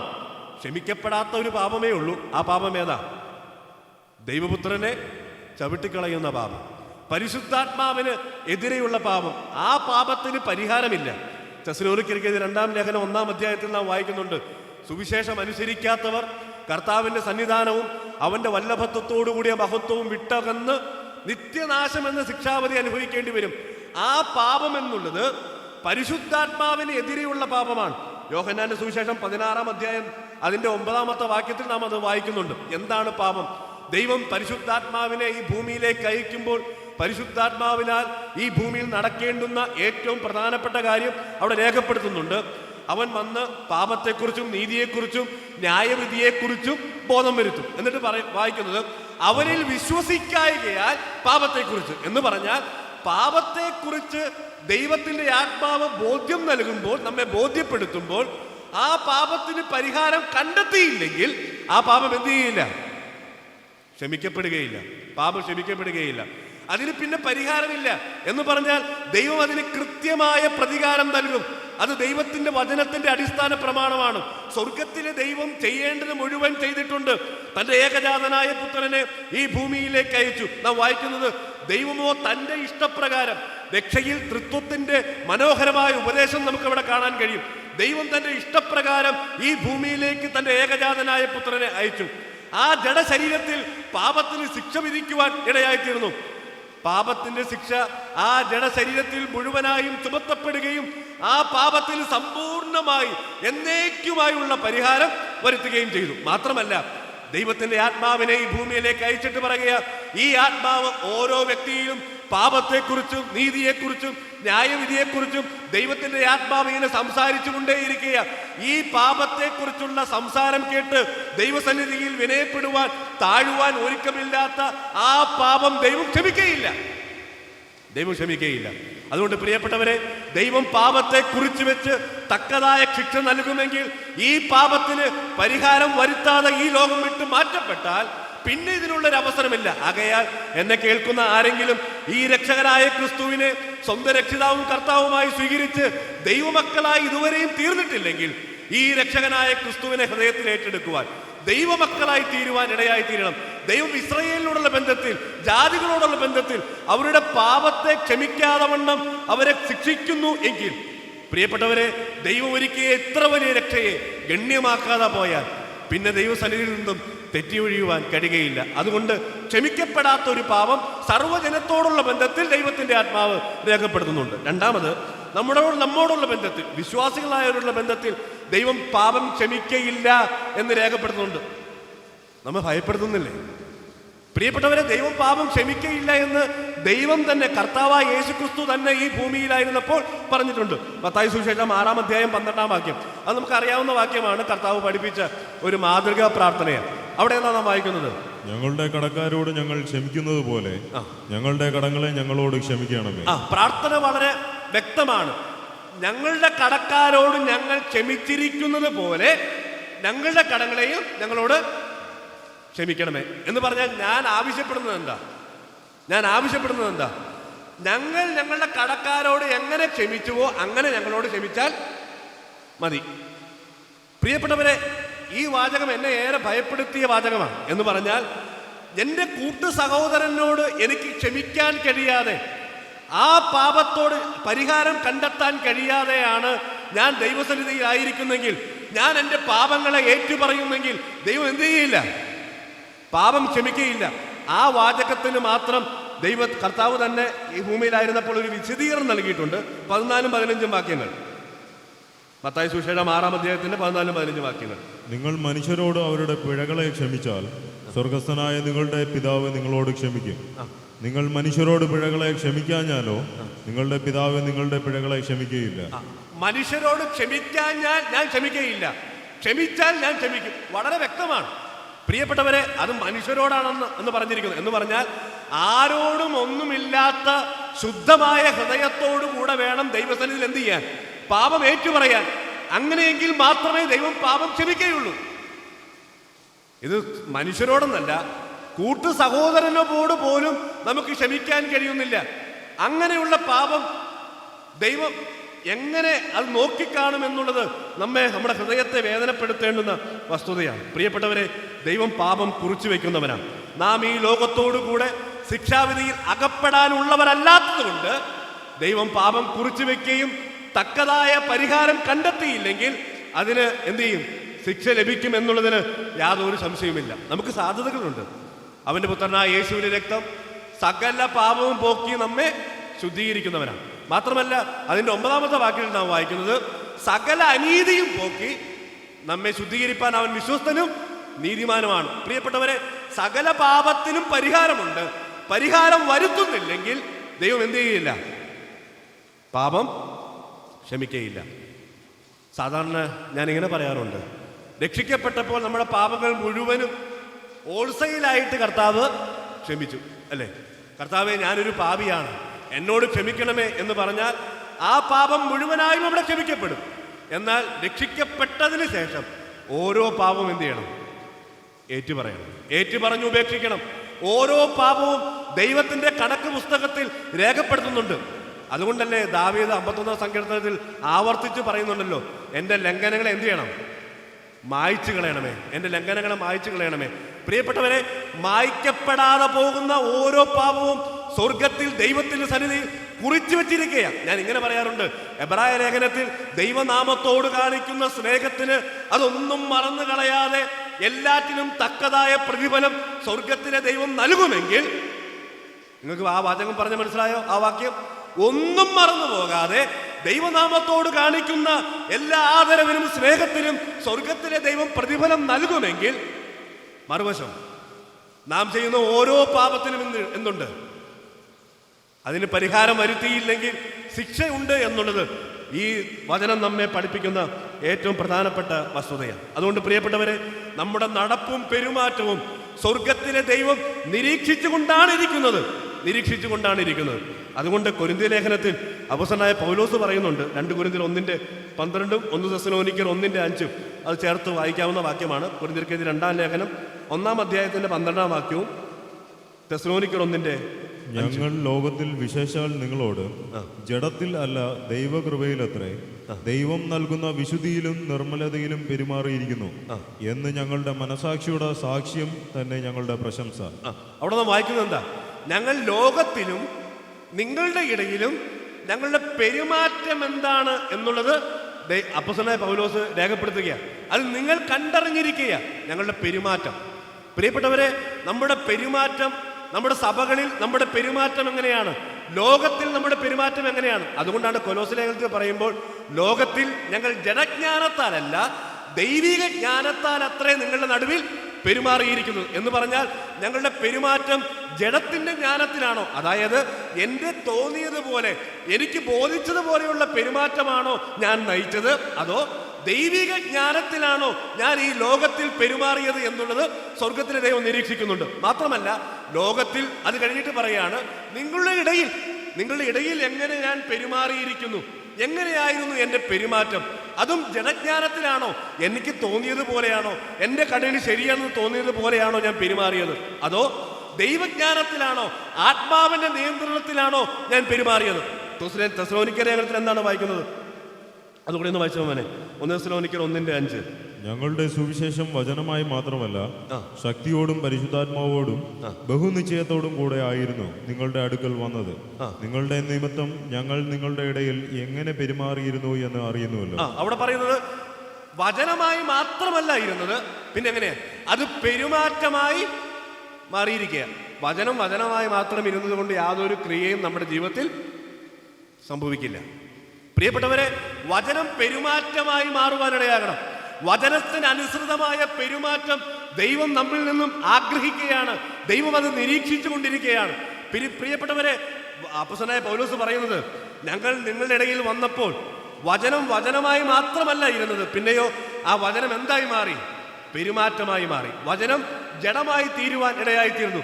പ്രിയപ്പെട്ടവരെ, അതാണ് കർത്താവായ യേശു ക്രിസ്തുവിനെ കുറിച്ച് യോഹന്നാൻ സുവിശേഷങ്ങളിൽ രേഖപ്പെടുത്തുന്നത്. വചനം ജഡമായി തീർന്നു, കൃപയും സത്യവും നിറഞ്ഞവനായി നമ്മുടെ ഇടയിൽ പാർത്തു. അതേ ആഗ്രഹമാണ് സ്വർഗത്തിലെ ദൈവം നമ്മെക്കുറിച്ചും ആഗ്രഹിക്കുന്നത്. വചനം ജഡമായി തീരണം, വചനം പെരുമാറ്റമായി മാറണം, വചനം അനുദിന ജീവിതത്തിന്റെ ശൈലിയായി മാറുവാൻ ഇടയാകണം. വചനമായി മാത്രം ഇരുന്നത് കൊണ്ട് യാതൊരു പ്രയോജനവും ഉണ്ടാകുകയില്ല. മൂന്നാമതായി എന്നെ ചിന്തിപ്പിച്ച കാര്യം, അത് തലമുറകളെ ബാധിക്കുന്ന പരിണിത ഫലമാണ്. എത്രയോ നൂറ്റാണ്ടുകൾക്ക് മുമ്പാണ് പുറപ്പാട് പുസ്തകം രേഖപ്പെടുത്തുന്നത്. അന്ന് ദൈവം കുറച്ചു വെച്ചിരിക്കുന്ന പാപമാണ് ആരുടെ പാപം? അമാലേക്കിന്റെ പാപം. ഇപ്പോൾ നാം വായിച്ചത് ന്യായാധിപൻ 1 ശമൂവേലിന്റെ പുസ്തകത്തില, ന്യായാധിപന്മാരുടെ കാലഘട്ടത്തിലാണ്. ആ കാലഘട്ടത്തിലാണ്, ന്യായാധിപന്മാരുടെ കാലഘട്ടം കഴിഞ്ഞ് ശൗൽ രാജാവായി വന്നതേ ഉള്ളൂ. ആ കാലഘട്ടത്തെ ചരിത്രമാണ് നാം വായിച്ചത്. എന്ന് പറഞ്ഞാൽ ദൈവം ആദ്യം ശൗലിനോട്, രാജാവായി വന്ന ആ ശൗലിനോട് പറയുകയാണ്, എന്ത് ചെയ്യണം? അമാലേക്കിനോട് യുദ്ധം ചെയ്യണം. കാരണം എന്താ? ഇസ്രായേൽ ജനത്തോട് അവരുടെ പെരുമാറ്റം എങ്ങനെയായിരുന്നു എന്നുള്ളത് ഞാൻ കുറിച്ചു വെച്ചിട്ടുണ്ട്. ആ ചരിത്രമാണ് പുറപ്പാട് പുസ്തകത്തിൽ നാം വായിക്കുവാനിടയായിത്തീർന്നത്. എന്ന് പറഞ്ഞാൽ അവരുടെ പാപം പരിഹരിക്കപ്പെട്ടിട്ടില്ല. സ്വർഗത്തിലെ ദൈവം അത് കുറിച്ചു വെച്ചിരിക്കുകയാണ്. അതുകൊണ്ട് ദൈവം പറയുകയാണ്, അതെൻ്റെ ഓർമ്മ പുസ്തകത്തിലുണ്ട്. അതുകൊണ്ട് എനിക്ക് അവരോട് തലമുറയായി എന്നേക്കും അവരോട് യുദ്ധമുണ്ട് എന്നുള്ളത് ദൈവത്തിൻ്റെ ആത്മാവ് അവിടെ രേഖപ്പെടുത്തുകയാണ്. ആ തലമുറയായിട്ടുള്ള യുദ്ധമാണ് എവിടെ കാണുന്നത്? 1 ശമൂവേലിൽ വരുമ്പോഴും നമുക്ക് കാണാനായിട്ട് കഴിയുന്നത്. പ്രിയപ്പെട്ടവരെ, പാപം ക്ഷമിക്കപ്പെടാതെ പോയാൽ അത് ഭയാനകരമായിരിക്കും. അതുകൊണ്ട് നമ്മുടെ ഓരോ ദിവസവും നമ്മുടെ ജീവിതത്തിൽ വരുന്ന പാപങ്ങൾ ഏറ്റുപറയുവാൻ, ഉപേക്ഷിക്കുവാൻ, ശുദ്ധീകരണം പ്രാപിക്കുവാൻ, ദൈവമാകെ വിശ്വസ്തരായിട്ട് ജീവിപ്പാൻ സ്വർഗത്തിലെ ദൈവം നമുക്ക് ധാരാളം ദൈവകൃപ നൽകുമാറാകട്ടെ. വ്യക്തി ജീവിതത്തിൽ നമ്മുടെ നടപ്പും പെരുമാറ്റവും സ്വർഗത്തിലെ ദൈവം എന്ത് ചെയ്യുന്നുണ്ട്? നിരീക്ഷിക്കുന്നുണ്ട്. കുടുംബത്തിലും അത് സ്വർഗത്തിലെ ദൈവം നിരീക്ഷിക്കുന്നുണ്ട്. ലൂക്കോസിന്റെ സുവിശേഷം 1-ാം അധ്യായം 6-ാം വാക്യം, അവിടെ മനോഹരമായ മാതൃക കുടുംബത്തെ നമുക്ക് കാണാനായിട്ട് കഴിയും. അവിടെ കാണുന്നത് എലിസബത്തിൻ്റെയും സക്കരിയാവിൻ്റെയും കുടുംബമാണ്. അവിടെ സ്വർഗത്തിലെ ദൈവം പറയുന്ന മനോഹരമായൊരു സാക്ഷ്യമാണ്. മനുഷ്യർ പറഞ്ഞതല്ല, ദൈവം പറയുന്ന സാക്ഷ്യമാണ്. അതുകൊണ്ട് പിന്നെ യാതൊരു ആശങ്കയും കൂടാതെ അതുപോലെ നമുക്ക് വിശ്വസിക്കാൻ കഴിയും. എന്താണ് പറയുന്നത്? അവർ ഇരുവരും ദൈവസന്നിധിയിൽ കുറ്റമില്ലാത്തവരും നീതിയുള്ളവരും ദൈവത്തിൻ്റെ സകല കൽപ്പനകളിലും ന്യായങ്ങളിലും കുറ്റമില്ലാതെ നടക്കുന്നവരും ആയിരുന്നു. അവരുടെ നടപ്പ് എങ്ങനെയായിരുന്നു? ദൈവവചനത്തിൻ്റെ പ്രമാണത്തോട് പൂർണ്ണമായ വിശ്വസ്തത പുലർത്തുന്നവരായിരുന്നു. അതിൻ്റെ കാരണം എന്താണ്? ഇരുവരും ദൈവസന്നിധിയിൽ നീതിയുള്ളവരായിരുന്നു. എന്ന് പറഞ്ഞാൽ അവർ എവിടെ ആക്കപ്പെട്ടിരുന്നുവോ ആ ആക്കിയിരിക്കുന്ന സ്ഥാനത്ത് ദൈവസാന്നിധ്യ ബോധത്തിൽ അവർ ജീവിക്കുന്നവരായിരുന്നു. അവർ ദൈവസാന്നിധ്യ ബോധത്തിൽ നടക്കുന്നവരായിരുന്നു.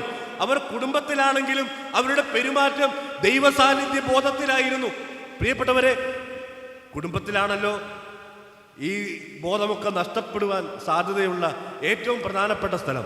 നമ്മുടെ തനിനിറം അറിയണമെങ്കിൽ എവിടെ വരണം? കുടുംബത്തിൽ വരണം. എന്നാൽ ഈ കുടുംബത്തെ സ്വർഗത്തിലെ ദൈവം എടുത്തു കാണിക്കുന്നതിന്റെ കാര്യം എന്താ? അവിടെ പറയുന്നത് ഇരുവരും ദൈവസന്നിധിയിൽ നടക്കുന്നവരായിരുന്നു, ദൈവസാന്നിധ്യ ബോധത്തിൽ നടക്കുന്നവരായിരുന്നു. മാത്രമല്ല, അവർക്ക് ദൈവം കൊടുത്തിരിക്കുന്ന പ്രമാണങ്ങളോട് പൂർണ്ണമായ വിശ്വസ്തത പുലർത്തുന്നവരായിരുന്നു. അവർ സകല കൽപ്പനകളിലും ന്യായങ്ങളിലും കുറ്റമില്ലാത്തവരായിരുന്നു. ഇതിന് സമാനമായൊരു നടപ്പ് 1 തിമോഥെയോസ് 3:5 നമുക്ക് കാണാനായിട്ട് കഴിയുന്നു. അവിടെ നാം വായിക്കുന്നത് എന്താ? അവിടെ നാം വായിക്കുന്നത് നമുക്ക് ഏറെ സുപരിചിതമായ വാക്യമാണ്. അവിടെ തിമോഥെയോസിനോട് പൗലോസ് പറയുകയാണ്, ജീവനുള്ള ദൈവത്തിൻ്റെ സഭയാകുന്ന ദൈവാലയത്തിൽ നടക്കേണ്ടത് എങ്ങനെയെന്ന് നീ അറിയേണ്ടതിന് ഇത് എഴുതുന്നു. എന്ന് പറഞ്ഞാൽ തിമോഥെയോസിന് ഈ അറിവ് അത്യാവശ്യമാണെങ്കിൽ പ്രിയപ്പെട്ടവരെ നമുക്ക് എത്ര അധികമാണ്. പൗലോസിനോട് കൂടെ നടന്ന തിമോഥെയോസിനോടുള്ള ബന്ധത്തിൽ പറയുകയാണ്, തിമോഥെയോസെ, നീ ദൈവസഭയിൽ എങ്ങനെയും നടക്കാൻ പാടില്ല, അനുവാദമില്ല.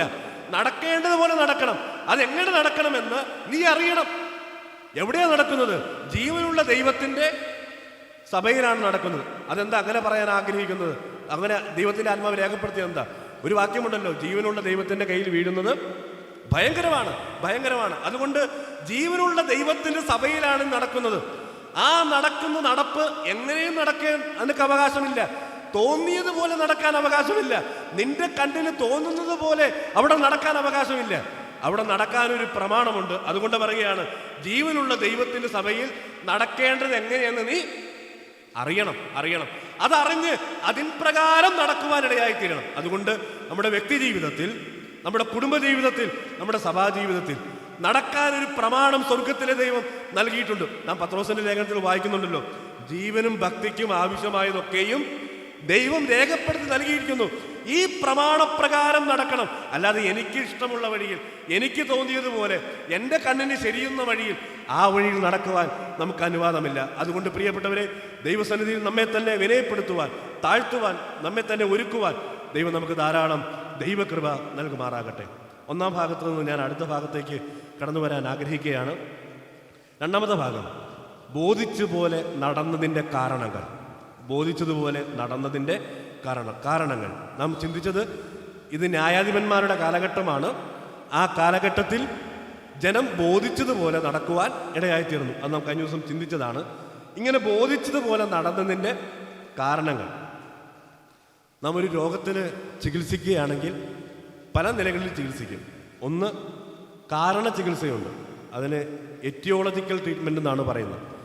അതിന് കാഷ്വൽ ട്രീറ്റ്മെൻ്റ് എന്നും പറയും. എന്ന് പറഞ്ഞാൽ സാധാരണ ഹോമിയോയിലാണ് അത് കൂടുതലും നമുക്ക് കാണാനായിട്ട് കഴിയുന്നത്. അതിൻ്റെ മൂല കാരണം എന്താണെന്ന് കണ്ടെത്തി അതിനെ ചികിത്സിക്കും. അത് വൈറസിൻ്റെ ആണോ, ബാക്ടീരിയയുടെ ആണോ, അതോ ഹെറിഡിറ്ററി ആണോ, പാരമ്പര്യമായിട്ടുണ്ടായതാണോ, ഇതൊക്കെ മനസ്സിലാക്കി എന്ത് ചെയ്യും? ചികിത്സിക്കും. രണ്ടാമത്തൊരു ചികിത്സയുണ്ട്. അത് ലക്ഷണ ചികിത്സയാണ്. എന്ന് പറഞ്ഞാൽ രോഗം ഏതാണെന്ന് മനസ്സിലാക്കാൻ കഴിഞ്ഞിട്ടില്ല, രോഗത്തിൻ്റെ ലക്ഷണങ്ങൾ കണ്ടെത്തി അതിനെ ചികിത്സിക്കും. പനിക്ക് നമുക്കൊരു പാരസെറ്റമോളൊക്കെ കഴിച്ച് അല്പം ആശ്വാസമൊക്കെ ആയിട്ട് ഇരിക്കാം. തലവേദനയ്ക്ക് അങ്ങനെ കഴിക്കാം. അതുപോലെ ജലദോഷം വന്നാൽ അങ്ങനെയുള്ള ലക്ഷണത്തിന് നമുക്ക് ചികിത്സയുണ്ട്. അത് മൂല കാരണമൊന്നും കണ്ടെത്തിയല്ല ചികിത്സിക്കുന്നത്. പിന്നെ മൂന്നാമത്തൊരു ചികിത്സയുണ്ട്. അതിനെ പാലിയേറ്റീവ് എന്നാണ് പറയുന്നത്. എന്ന് പറഞ്ഞാൽ രോഗം ഭേദപ്പെടാൻ യാതൊരു സാധ്യതയുമില്ല, പിന്നെ അല്പം ആയുസ്സും ആരോഗ്യമൊക്കെ നീട്ടിക്കിട്ടേണ്ടതിന് ഉള്ള ഒരു ചികിത്സാ വിധി. അതിനെയാണ് സാധാരണ പാലിയേറ്റീവ് എന്ന് പറയുന്നത്. എന്ന് പറഞ്ഞാൽ ഇനി വലിയ പ്രതീക്ഷയൊന്നുമില്ല, അല്പം കൂടെ ഉള്ള നാള് ആരോഗ്യത്തോടും അല്പം ക്ഷേമത്തോടും ഒക്കെ ഇരിക്കേണ്ടതിന് വേണ്ടി ഉള്ള ചികിത്സാ വിധികളാണ്. ഈ 3 ചികിത്സാ വിധികളും അനുസരിച്ചാണ്, രീതികളനുസരിച്ചാണ് ലോകത്തുള്ള എല്ലാ ചികിത്സാ വിധികളും തരംതിരിക്കപ്പെടുന്നത്. അങ്ങനെയെങ്കിൽ ഇവരുടെ ഈ രോഗത്തിന് എന്താ രോഗം? ഓരോരുത്തര് ബോധിച്ചതുപോലെ നടന്നതിൻ്റെ ആ രോഗത്തിൻ്റെ മൂല കാരണം എന്താണ്? അതാണ് ഇന്നത്തെ ക്ലാസ്സിൽ ഞാൻ പറയാനായിട്ട് ആഗ്രഹിക്കുന്നത്. വളരെ കുറച്ച് സമയമുള്ളൂ, പറയുന്നിടത്തോളം പറയാം, ബാക്കി അടുത്ത കാഴ്ചയിൽ പറയാം. ഒന്നാമത്തെ കാര്യം, അടിസ്ഥാന കാരണം ന്യായാധിപന്മാരുടെ പുസ്തകം 2-ാം അധ്യായത്തിൻ്റെ 10-11 വാക്യങ്ങൾ. ന്യായാധിപന്മാരുടെ പുസ്തകം 2-ാം അധ്യായത്തിൻ്റെ 10-11 വാക്യങ്ങൾ. പിന്നെ ആ തലമുറ ഒക്കെയും തങ്ങളുടെ പിതാക്കന്മാരോട് ചേർന്നു അവരുടെ ശേഷം യഹോവയെയും അവൻ ഇസ്രായേലിന് വേണ്ടി ചെയ്തിട്ടുള്ള പ്രവൃത്തികളെയും അറിയാത്ത വേറൊരു തലമുറ ഉണ്ടായി. എന്നാൽ ഇസ്രായേൽ മക്കൾ അവർക്ക് അനിഷ്ടമായുള്ളത് ചെയ്തു, ബാൽ വിഗ്രഹങ്ങളെ സേവിച്ചു. മതി. അവിടെ നാം വായിച്ച ഏറ്റവും പ്രധാനപ്പെട്ട ഒരു കാര്യം, അറിയാത്ത വേറൊരു തലമുറ ഉണ്ടായി. എന്തറിയാത്തത്? ദൈവം അവർക്ക് ചെയ്ത ഈ വൻകാര്യങ്ങൾ അറിയാത്ത ഒരു തലമുറ ഉണ്ടാകുവാൻ ഇടയായിത്തീർന്നു. എൻ്റെ മുമ്പിൽ ധാരാളം യുവ തലമുറകളുണ്ട്, മാത്രമല്ല യങ് ഫാമിലീസ് ഉണ്ട്. അവർക്കൊക്കെ ഏറ്റവും പ്രയോജനകരമായി തീർന്ന, എൻ്റെ ജീവിതത്തിൽ പ്രയോജനമായി തീർന്ന ഒരു ഭാഗമാണ് ഇപ്പോൾ ഞാൻ വിശദീകരിക്കാനായിട്ട് പോകുന്നത്. എന്താ ഇതിൻ്റെ ഏറ്റവും പ്രധാനപ്പെട്ട കാരണം? ഇങ്ങനെ ഓരോരുത്തൻ തനിക്ക് ബോധിച്ചതുപോലെ നടന്നതിൻ്റെ കാരണം എന്താണ്? അവിടെ നാം വായിച്ച വാക്യത്തിൽ ഇസ്രയേലിന് വേണ്ടി ദൈവം ചെയ്ത പ്രവൃത്തികളെ അറിയാത്ത വേറൊരു തലമുറ ഉണ്ടായി. നാം ചിന്തിച്ചതാണ് 2-ാം അധ്യായത്തിലെ 7-ാം വാക്യം. യോശുവയുടെ കാലത്തും യോശുവയാക്കിയ ഇസ്രായേൽ മൂപ്പന്മാരുടെ കാലത്തും അങ്ങനെ ഒരു പരാജയം ഉണ്ടായില്ല. എങ്ങനെയെങ്കിൽ ഈ കാലത്തേക്ക് വന്നപ്പോൾ, അതിൻ്റെ തൊട്ടടുത്ത കാലത്തിലേക്ക് വന്നപ്പോൾ യോശുവ മാറ്റപ്പെട്ടതേ ഉള്ളൂ. അതിൻ്റെ 8-ാമത്തെ വാക്യത്തിൽ നമുക്ക് കാണാൻ കഴിയും, യോശുവ 110 വയസ്സുള്ളവനായി മരിച്ചു. അതിനുശേഷമാണ് ഇസ്രായേൽ മൂപ്പന്മാരുടെ കാലഘട്ടം. ആ കാലഘട്ടത്തും വലിയ പ്രശ്നങ്ങളൊന്നും കൂടാതെ മുമ്പോട്ട് പോയ ഒരു കാലഘട്ടമാണ്. അതിനുശേഷം ഉണ്ടായ ഒരു തലമുറയെക്കുറിച്ചാണ് നാം ഇവിടെ വായിച്ച് കേൾക്കുവാൻ ഇടയായിത്തീരുന്നത്. അറിയാത്ത വേറൊരു തലമുറ ഉണ്ടായി. എന്താ അതിനുള്ള കാരണം? ഞാനിങ്ങനെ പറയട്ടെ, പറയാത്ത ഒരു തലമുറ ഉണ്ടായാൽ അറിയാത്തൊരു തലമുറ ഉണ്ടാകും. എന്ന് പറഞ്ഞാൽ പറയാനുള്ള വ്യക്തമായ ഉത്തരവാദിത്വം ദൈവം ഇസ്രായേൽ ജനത്തിന് കൊടുത്തിരുന്നു. പറയാനുള്ള വ്യക്തമായ ഉത്തരവാദിത്വം കൊടുത്തിരുന്നു, പറയാനുള്ള കൽപ്പന ഉണ്ടായിരുന്നു. എന്നാൽ പറയാതെ വന്ന ഒരു തലമുറ ഉണ്ടായപ്പോൾ പിന്നീട് വന്ന തലമുറ അറിയാത്ത ഒരു തലമുറയായി അവരുടെ ജീവിതത്തിൽ വലിയൊരു പരാജയം സംഭവിക്കുവാൻ ഇടയായിത്തീർന്നു. ഈ റിനൈ മെഡിസിറ്റി എന്നൊരു ഹോസ്പിറ്റലുണ്ട്, അത് എറണാകുളത്താണ്. അതിൻ്റെ പരസ്യം ഇടയ്ക്കിടയ്ക്ക് ഈ കട്ടൗട്ടുകളിൽ വെച്ചിട്ടുണ്ട്. അതിൽ ആ വാചകം എന്നെ ഏറെ ചിന്തിപ്പിച്ചിട്ടുള്ളൊരു വാചകമാണ്. അവരുടെ പരസ്യമാണ്, കുട്ടികളുടെ കാര്യം കുട്ടിക്കളിയല്ല, അതുകൊണ്ട് വേഗം കൊണ്ടുപോയി ചികിത്സിക്കണമെന്നാണ് അവരുടെ ആശയം. പക്ഷേ ആ വാചകം എന്നെ ഏറെ ചിന്തിപ്പിച്ച ഒരു വാചകമാണ്. കുട്ടികളുടെ കാര്യം കുട്ടിക്കളിയല്ല. ജനിക്കുന്നതിന് മുമ്പേ ദൈവത്തിന് ചില മുൻകരുതലുകൾ ഉണ്ടായിരുന്നു. ഒരു കുഞ്ഞ് ജനിക്കുന്നതിന് മുമ്പേ ദൈവത്തിന് മുൻകരുതലുകളുണ്ട്. ഉൽപ്പത്തി പുസ്തകം 1-ാം അധ്യായത്തിൻ്റെ 27-ാമത്തെ വാക്യം. ഉൽപ്പത്തി പുസ്തകം 1-ാം അധ്യായത്തിൻ്റെ 27-ാം വാക്യം. അവിടെ നാം വായിക്കുന്നത് ദൈവം തന്റെ സ്വരൂപത്തിൽ മനുഷ്യനെ സൃഷ്ടിച്ചു, ദൈവത്തിന്റെ സ്വരൂപത്തിൽ അവനെ സൃഷ്ടിച്ചു, ആണും പെണ്ണുമായി അവനെ സൃഷ്ടിച്ചു. ദൈവം അവരെ അനുഗ്രഹിച്ചു, നിങ്ങൾ സന്താനപുഷ്ടിയുള്ളവരായി പെരുകി ഭൂമിയിൽ നിറഞ്ഞ് മതി. അതിനെയാണ് അവിടെ നാം കാണുന്ന ഏറ്റവും പ്രധാനപ്പെട്ട കാര്യം, ദൈവം ആദാമിനെ ഉണ്ടാക്കി കഴിഞ്ഞിട്ട് അടുത്ത് പറയുന്ന കാര്യമാണ് നമ്മുടെ വായിച്ചത്. ആദാമിനെ ഉണ്ടാക്കിയത് ദൈവം തൻ്റെ സ്വരൂപത്തിലും സാദൃശ്യത്തിലും. ഉടനെ പറയുന്നത് എന്താണ്? ഉടനെ പറയുന്നത് നിങ്ങൾ സന്താനപുഷ്ടിയുള്ളവരായി പെരുകണം. ആരെ ഉണ്ടാക്കിയിട്ടില്ല? ഹവ്വയെ ഉണ്ടാക്കിയിട്ടില്ല. അത് 2-ാമത്തെ അധ്യായത്തിലേക്ക് വരുമ്പോഴേ നമുക്ക് കാണാനായിട്ട് കഴിയുന്നുള്ളൂ. ഹവ്വയെ ഉണ്ടാക്കുന്നതിന് മുമ്പേ ദൈവത്തിൻ്റെ ഹൃദയത്തിലുള്ള സർവജ്ഞാനത്തിൽ ദൈവം ആരെ കണ്ടു? സന്താനത്തെ കണ്ടു. എന്ന് പറഞ്ഞാൽ ദൈവത്തിൻ്റെ ഹൃദയത്തിൽ, ദൈവത്തിൻ്റെ കാര്യപരിപാടിയിൽ കുട്ടികൾ എന്നുള്ളത് ഏറ്റവും പ്രധാനപ്പെട്ട കാര്യമാണ്. കുടുംബം സ്ഥാപിക്കുന്നതിന് മുമ്പേ അടുത്ത തലമുറയെ ദൈവം തൻ്റെ കണ്ണിൽ കണ്ടു എന്നുള്ളത് എത്രയോ പ്രാധാന്യമർഹിക്കുന്ന വിഷയമാണ്. ഈ പ്രാധാന്യം നാം കാണുന്നുണ്ടോ? നാം കൊടുക്കുന്നുണ്ടോ? പ്രിയപ്പെട്ടവരെ, ഒരു കുഞ്ഞു ഉണ്ടാകുന്നതിന് മുമ്പേ സ്വർഗത്തിലെ ദൈവം അതിന് മുൻകണ്ടിട്ടുണ്ട്. അതിൻ്റെ അടുത്ത തലമുറയെക്കുറിച്ചുള്ള ദൈവത്തിൻ്റെ സ്വർഗീയമായ ജ്ഞാനം ഇവിടെ വെളിപ്പെടുത്തുക. ഒരു കുടുംബം സ്ഥാപിക്കുന്നതിന് മുമ്പേ ദൈവം പറയുകയാണ്, നിങ്ങൾ എന്ത് ചെയ്യണം? സന്താനപുഷ്ടിയുള്ളവരായി പെരുകണം. എന്നിട്ട് പറയുകയാണ്, അവർ നമുക്ക് നൽകുന്ന ആരാണ്? അവകാശമാണ്. ഉൽപ്പത്തി പുസ്തകത്തിൽ തന്നെ അവകാശം അലക്ഷ്യമാക്കിയ ഏശാവിനെ കുറിച്ച് നമുക്ക് കാണാൻ കഴിയുന്നുണ്ട്. അവൻ എന്ത് ചെയ്തു? അവകാശം അലക്ഷ്യമാക്കി. മക്കൾ ദൈവം നൽകുന്ന അവകാശമാണ്. അവകാശത്തെ എന്ത് ചെയ്യാൻ പാടില്ല? അലക്ഷ്യമാക്കാൻ പാടില്ല. മാത്രമല്ല, ഈ ന്യായാധിപന്മാരുടെ പുസ്തകത്തിലേക്ക് വരുമ്പോൾ അതിൻ്റെ 13-ാമത്തെ വാക്യത്തിൽ ഒരു കുഞ്ഞ് ജനിക്കുന്നതിന് മുമ്പേ ആ കുടുംബം സൂക്ഷിക്കേണ്ടുന്ന ജീവിതത്തിൻ്റെ പ്രാധാന്യം സ്വർഗത്തിലെ ദൈവം അവിടെ വെളിപ്പെടുത്തുന്നുണ്ട്. ന്യായാധിപന്മാരുടെ പുസ്തകം 13-ാം അധ്യായം നിങ്ങൾ വീട്ടിൽ പോയി വായിച്ചാൽ മതി. അവിടെ ശിംശോൻ ജനിക്കുന്നതിന് മുമ്പേ മനോഹയോട് പറയുന്ന ദൈവത്തിൻ്റെ പ്രത്യേകതകൾ നമുക്കിവിടെ കാണാൻ കഴിയുന്നു. മനോഹ ദൈവത്തോട് ചോദിക്കുന്നുണ്ട്, എന്നാൽ മനോഹയുടെ ഭാര്യയോട് ദൈവത്തിൻ്റെ ദൂതൻ വന്ന് സംസാരിക്കുന്ന കാര്യങ്ങൾ നമുക്കവിടെ കാണാൻ കഴിയുന്നുണ്ട്. 13-ാം അധ്യായത്തിൻ്റെ 4-ാം വാക്യത്തിൽ അവിടെ വായിക്കേണ്ട, അവിടെ നമുക്ക് കാണുന്നത് ബാലന്റെ കാര്യത്തിൽ എന്ത് ചെയ്യണം? നീ സൂക്ഷിക്കണം. ആര് സൂക്ഷിക്കണം? ബാലന്റെ കാര്യത്തിൽ അമ്മ സൂക്ഷിക്കണം. മാത്രമല്ല, അതിന് 8-ാമത്തെ വാക്യത്തിൽ ബാലന്റെ കാര്യത്തിൽ എന്ത് വേണം? ഉപദേശം വേണം. അതുകൊണ്ട് മനോഹ ഉപദേശം ചോദിക്കാനായി ദൈവസന്നിധിയിൽ പ്രാർത്ഥിക്കുന്നത് നമുക്കവിടെ കാണാൻ കഴിയുന്നുണ്ട്.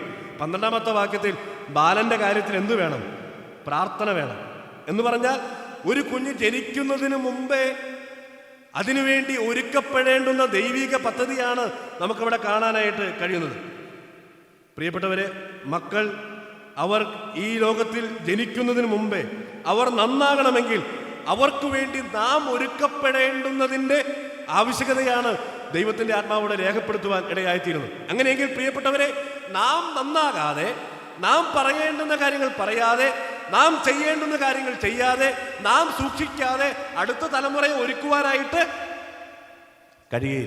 കഴിയുകയില്ല. ദൈവം പറയാൻ വലിയൊരു ഉത്തരവാദിത്വം നൽകിയിരിക്കുന്നു. മാത്രമല്ല, രൂത്തിന്റെ പുസ്തകം 4-ാം അധ്യായത്തിലേക്ക് വരിക. അവിടെ വേറൊരു പൈതലിനെ കുറിച്ച് നമുക്ക് കാണാനായിട്ട് കഴിയുന്നുണ്ട്. ആ പൈതലിനെ കുറിച്ച് അവിടെയുള്ള സ്ത്രീകൾ പറയുന്ന വാക്യമാണ് 14-ാമത്തെ വാക്യം, രൂത്തിന്റെ പുസ്തകം 4:14. അവിടെ നാം വായിക്കുന്നത്, എന്നാറേ സ്ത്രീകൾ നവോമിയോട്, ഇന്ന് നിനക്കൊരു വീണ്ടെടുപ്പുകാരനെ നൽകിയിരിക്കൊണ്ട് യഹോവ വാഴ്ത്തപ്പെട്ടവൻ, അവൻ്റെ പേർ ഇസ്രായേൽ വിസ്തൃതമായിരിക്കട്ടെ, അവൻ നിനക്ക് ആശ്വാസപ്രദനും നിന്റെ വാർദ്ധക്യത്തിൽ പോഷകനും ആയിരിക്കും. അടുത്ത വാചകം ശ്രദ്ധിക്കണമേ. നിന്നെ സ്നേഹിക്കുന്നവനും 7 പുത്രന്മാരെക്കാൾ നിനക്ക് ഉത്തമമായിരിക്കുന്ന നിന്റെ മരുമകളല്ലോ അവനെ പ്രസവിച്ചത്. എന്ന് പറഞ്ഞാൽ ഈ സ്ത്രീകൾ വന്ന് നവോമിയോട് പറയുന്ന കാര്യമാണ്. ഒരു സ്ത്രീകൾ മറ്റു സ്ത്രീകളെ കുറിച്ച് ഇത്ര പുകഴ്ത്തി പറയുന്നത് ആദ്യമായിട്ടാണ് നമുക്കിവിടെ വായിക്കാനായിട്ട് കഴിയുന്നത്. അത് വളരെ വിചിത്രമാണ്. പ്രിയപ്പെട്ടവരെ, അങ്ങനെ പറയപ്പെടുന്ന നിലയിലുള്ള സാക്ഷ്യം പുലർത്തി ആര് ജീവിച്ചു? രൂത്ത് ആ ഭവനത്തിൽ ജീവിക്കുവാൻ ഇടയായിത്തീർന്നു. ആ രൂത്ത് വീട്ടിൽ എങ്ങനെ പ്രവർത്തിച്ചു എന്നുള്ളതിൻ്റെ നേർക്കാഴ്ചയാണ് ഈ സ്ത്രീകൾ ഇവിടെ പറയുന്നതിൻ്റെ പ്രധാനപ്പെട്ട ആശയം. അവൾ പറയുന്നത് ഈ രൂത്തിന് ജനിക്കാൻ പോകുന്ന ഓബേദിനെ കുറിച്ചാണ്. ഓബേദ് ആരായിരിക്കും? നിനക്ക് ആശ്വാസപ്രദനായിരിക്കും. ആർക്ക്? നവോമിക്ക്, വല്യമ്മയ്ക്ക് ആശ്വാസപ്രദനായിരിക്കും. മാത്രമല്ല, അവൻ നിന്റെ വാർദ്ധക്യത്തിൽ ഒരു പോഷകനായിരിക്കും. കാരണം എന്താ അവർ പറയുന്നത്? അവളെ പ്രസവിച്ചതാരാ? നിന്നെ സ്നേഹിക്കുന്നവളും 7 പുത്രന്മാരെക്കാൾ നിനക്ക് ഉത്തമമായിരിക്കുന്ന മരുമകളാണ് അവനെ പ്രസവിക്കുവാനിടയായിത്തീർന്നത്. പ്രിയപ്പെട്ടവരെ, രൂത്തിനെ കുറിച്ച് ഇങ്ങനെയുള്ള സാക്ഷ്യം പ്രാപിക്കാൻ കഴിഞ്ഞതിൻ്റെ ആ പ്രവചനവാക്യത്തിലാണ് ഓബേദിനെ കുറിച്ച് മനോഹരമായൊരു സാക്ഷ്യം ആ സ്ത്രീകൾ പറയുവാൻ ഇടയായിത്തീർന്നത്. ഈ ഓബേദ് ആശ്വാസപ്രദനായിരുന്നു എന്നുള്ളത് നവോമിക്ക് മാത്രമല്ല, ലോകത്തിലുള്ള സർവ്വജനത്തിനും ഒരു ആശ്വാസപ്രദനായിരുന്നു. കാരണം എന്താ? അതിൻ്റെ അവസാന വാക്യങ്ങൾ, ഈ രൂത്തിന്റെ പുസ്തകം 4-ാം അധ്യായത്തിൻ്റെ അവസാന വാക്യങ്ങൾ നാം വായിക്കുന്നു. ഓബേദ് ആരെ ജനിപ്പിച്ചു? ഓബേദ് ഇശായിയെ ജനിപ്പിച്ചു. ഇശായി ദാവീദിനെ ജനിപ്പിച്ചു. ദാവീദിന്റെ സന്തതിയെ ആര് ജനിച്ചു? കർത്താവ് ഈ ഭൂമിയിൽ അവതരിക്കുവാൻ ഇടയായിത്തീർന്നു. പ്രിയപ്പെട്ടവരെ, അവിടെ പറഞ്ഞത് ഓബേദ് എന്നുള്ള ആ കുഞ്ഞിനെ കുറിച്ച് പറയുന്നത് ഒരു ആശ്വാസപ്രദനും പോഷകനും വാർദ്ധക്യത്തിൽ നിനക്ക് സഹായകനുമായിരിക്കും എന്നുള്ളതിൻ്റെ ആ കാര്യം വെളിപ്പെടുത്തുന്നത് ആരുടെ നിമിത്തമാണ്? അവൻ്റെ അമ്മ, അവളുടെ ജീവിതം എങ്ങനെയായിരുന്നു, അവൾ എങ്ങനെ തന്നെ താൻ സൂക്ഷിച്ചു, അവൾ എങ്ങനെ വീട്ടിൽ പെരുമാറി എന്നുള്ളതിൻ്റെ അടിസ്ഥാനത്തിൽ അവളുടെ കുഞ്ഞിനെ കുറിച്ച് സാക്ഷ്യം പറയുകയാണ്. ജനിക്കുന്നതിന് മുമ്പേ ഉള്ള ദൈവിക കരുതലാണ് നമുക്കിവിടെ കാണാനായിട്ട് കഴിയുന്നത്. രണ്ടാമതായി എന്നെ ചിന്തിപ്പിച്ചത്, അബ്രഹാമിനെ എന്തിന് തിരഞ്ഞെടുത്തു? ദൈവം സ്ഥാപിച്ച കുടുംബത്തിൽ മക്കൾക്കുള്ള പ്രാധാന്യമാണ് നാം ആദ്യം ചിന്തിക്കുവാൻ ഇടയായിത്തീർന്നത്. ഒരു കുഞ്ഞ് ജനിക്കുന്നതിന് മുമ്പേ ഉള്ള ദൈവിക കരുതൽ. 2, അബ്രഹാമിനെ എന്തിന് തിരഞ്ഞെടുത്തു എന്ന് ഉൽപ്പത്തി പുസ്തകം 18-ാം അധ്യായത്തിൻ്റെ 19-ാമത്തെ വാക്യത്തിൽ നമുക്കിവിടെ കാണാനായിട്ട് കഴിയുന്നുണ്ട്. യഹോവ അബ്രാമിനെ കുറിച്ച് അരുളി ചെയ്തത്, അവന് നിവർത്തിച്ചു കൊടുക്കുവാൻ തക്കവണ്ണം അബ്രാം തൻ്റെ മക്കളോടും തനിക്ക് പിമ്പുള്ള കുടുംബത്തോടും നീതിയും ന്യായവും പ്രവർത്തിച്ചുകൊണ്ട് യഹോവയുടെ വഴിയിൽ നടക്കുവാൻ കൽപ്പിക്കേണ്ടതിന് ഞാൻ അവനെ തിരഞ്ഞെടുത്തിരിക്കുന്നു. അബ്രഹാമിനെ എന്തിന് ദൈവം തിരഞ്ഞെടുത്തു എന്നുള്ള ചോദ്യത്തിന് ഉത്തരമാണ് നമുക്കവിടെ കാണാൻ കഴിയുന്നത്. മാത്രമല്ല, ദൈവം അബ്രഹാമിന് എന്തിനു മക്കളെ കൊടുത്തു, അവരെ എങ്ങനെ വളർത്തണം എന്നുള്ളതിൻ്റെ വിശദീകരണമാണ് നമുക്കവിടെ കാണാൻ കഴിയുന്നത്. യഹോവയുടെ വഴിയിൽ നടക്കാൻ കൽപ്പിക്കേണ്ടതിന് ദൈവം മക്കളെ കൊടുത്തു. ആരോട് കൽപ്പിക്കണം? മക്കളോടും തനിക്ക് പിൻപുള്ള തലമുറയോടും കൽപ്പിക്കണം. എങ്ങനെ കൽപ്പിക്കണം? നീതിയും ന്യായവും പ്രവർത്തിപ്പാൻ തക്കവണ്ണം എന്ന് പറഞ്ഞാൽ പ്രാഗൽഭ്യത്തോടെ നീ വീട്ടിൽ പാർക്കണം. എന്നിട്ട് ആ പ്രാഗൽഭ്യത്തിന് തക്കവണ്ണം നീ അടുത്ത തലമുറയെ, പിൻവരുന്ന തലമുറയോട് നീ അത് കൽപ്പിക്കണം. അപ്പൊ അബ്രഹാമിനെ തിരഞ്ഞെടുത്ത് എന്തിനു വേണ്ടിയാ? ഒത്തിരി ഉദ്ദേശങ്ങളുണ്ട്. പക്ഷെ ദൈവത്തിന്റെ ആത്മാവോടെ രേഖപ്പെടുത്തുകയാണ്, അബ്രഹാമിനെ തിരഞ്ഞെടുത്തത് മക്കളോട് കൽപ്പിക്കേണ്ടതിന് വേണ്ടിയാ. ഞാൻ അവിടെ നിന്നും നിൽക്കുന്നില്ല, മുമ്പോട്ട് പോകട്ടെ. ഇസ്രായേലിനൊരു പ്രമാണം കൊടുക്കുമ്പോൾ അവിടെയും ദൈവം വ്യക്തമായൊരു പ്രമാണം കൊടുക്കുന്നുണ്ട്.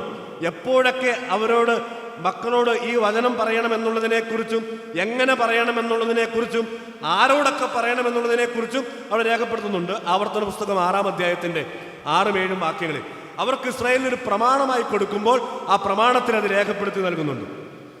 ഇന്നു ഞാൻ നിന്നോട് കൽപ്പിക്കുന്ന ഈ വചനങ്ങൾ നിന്റെ ഹൃദയത്തിൽ ഇരിക്കണം. നീ അവയെ നിന്റെ മക്കൾക്ക് ഉപദേശിച്ചു കൊടുക്കുകയും നീ വീട്ടിൽ ഇരിക്കുമ്പോഴും വഴി നടക്കുമ്പോഴും കിടക്കുമ്പോഴും എഴുന്നേൽക്കുമ്പോഴും അവയെക്കുറിച്ച് സംസാരിക്കുകയും വേണം. മതി. അവിടെ നാം വായിക്കുന്ന 6-ാം അധ്യായം മുഴുവൻ നിങ്ങളൊന്ന് വീട്ടിൽ പോയി വായിച്ചാൽ നല്ലതാണ്.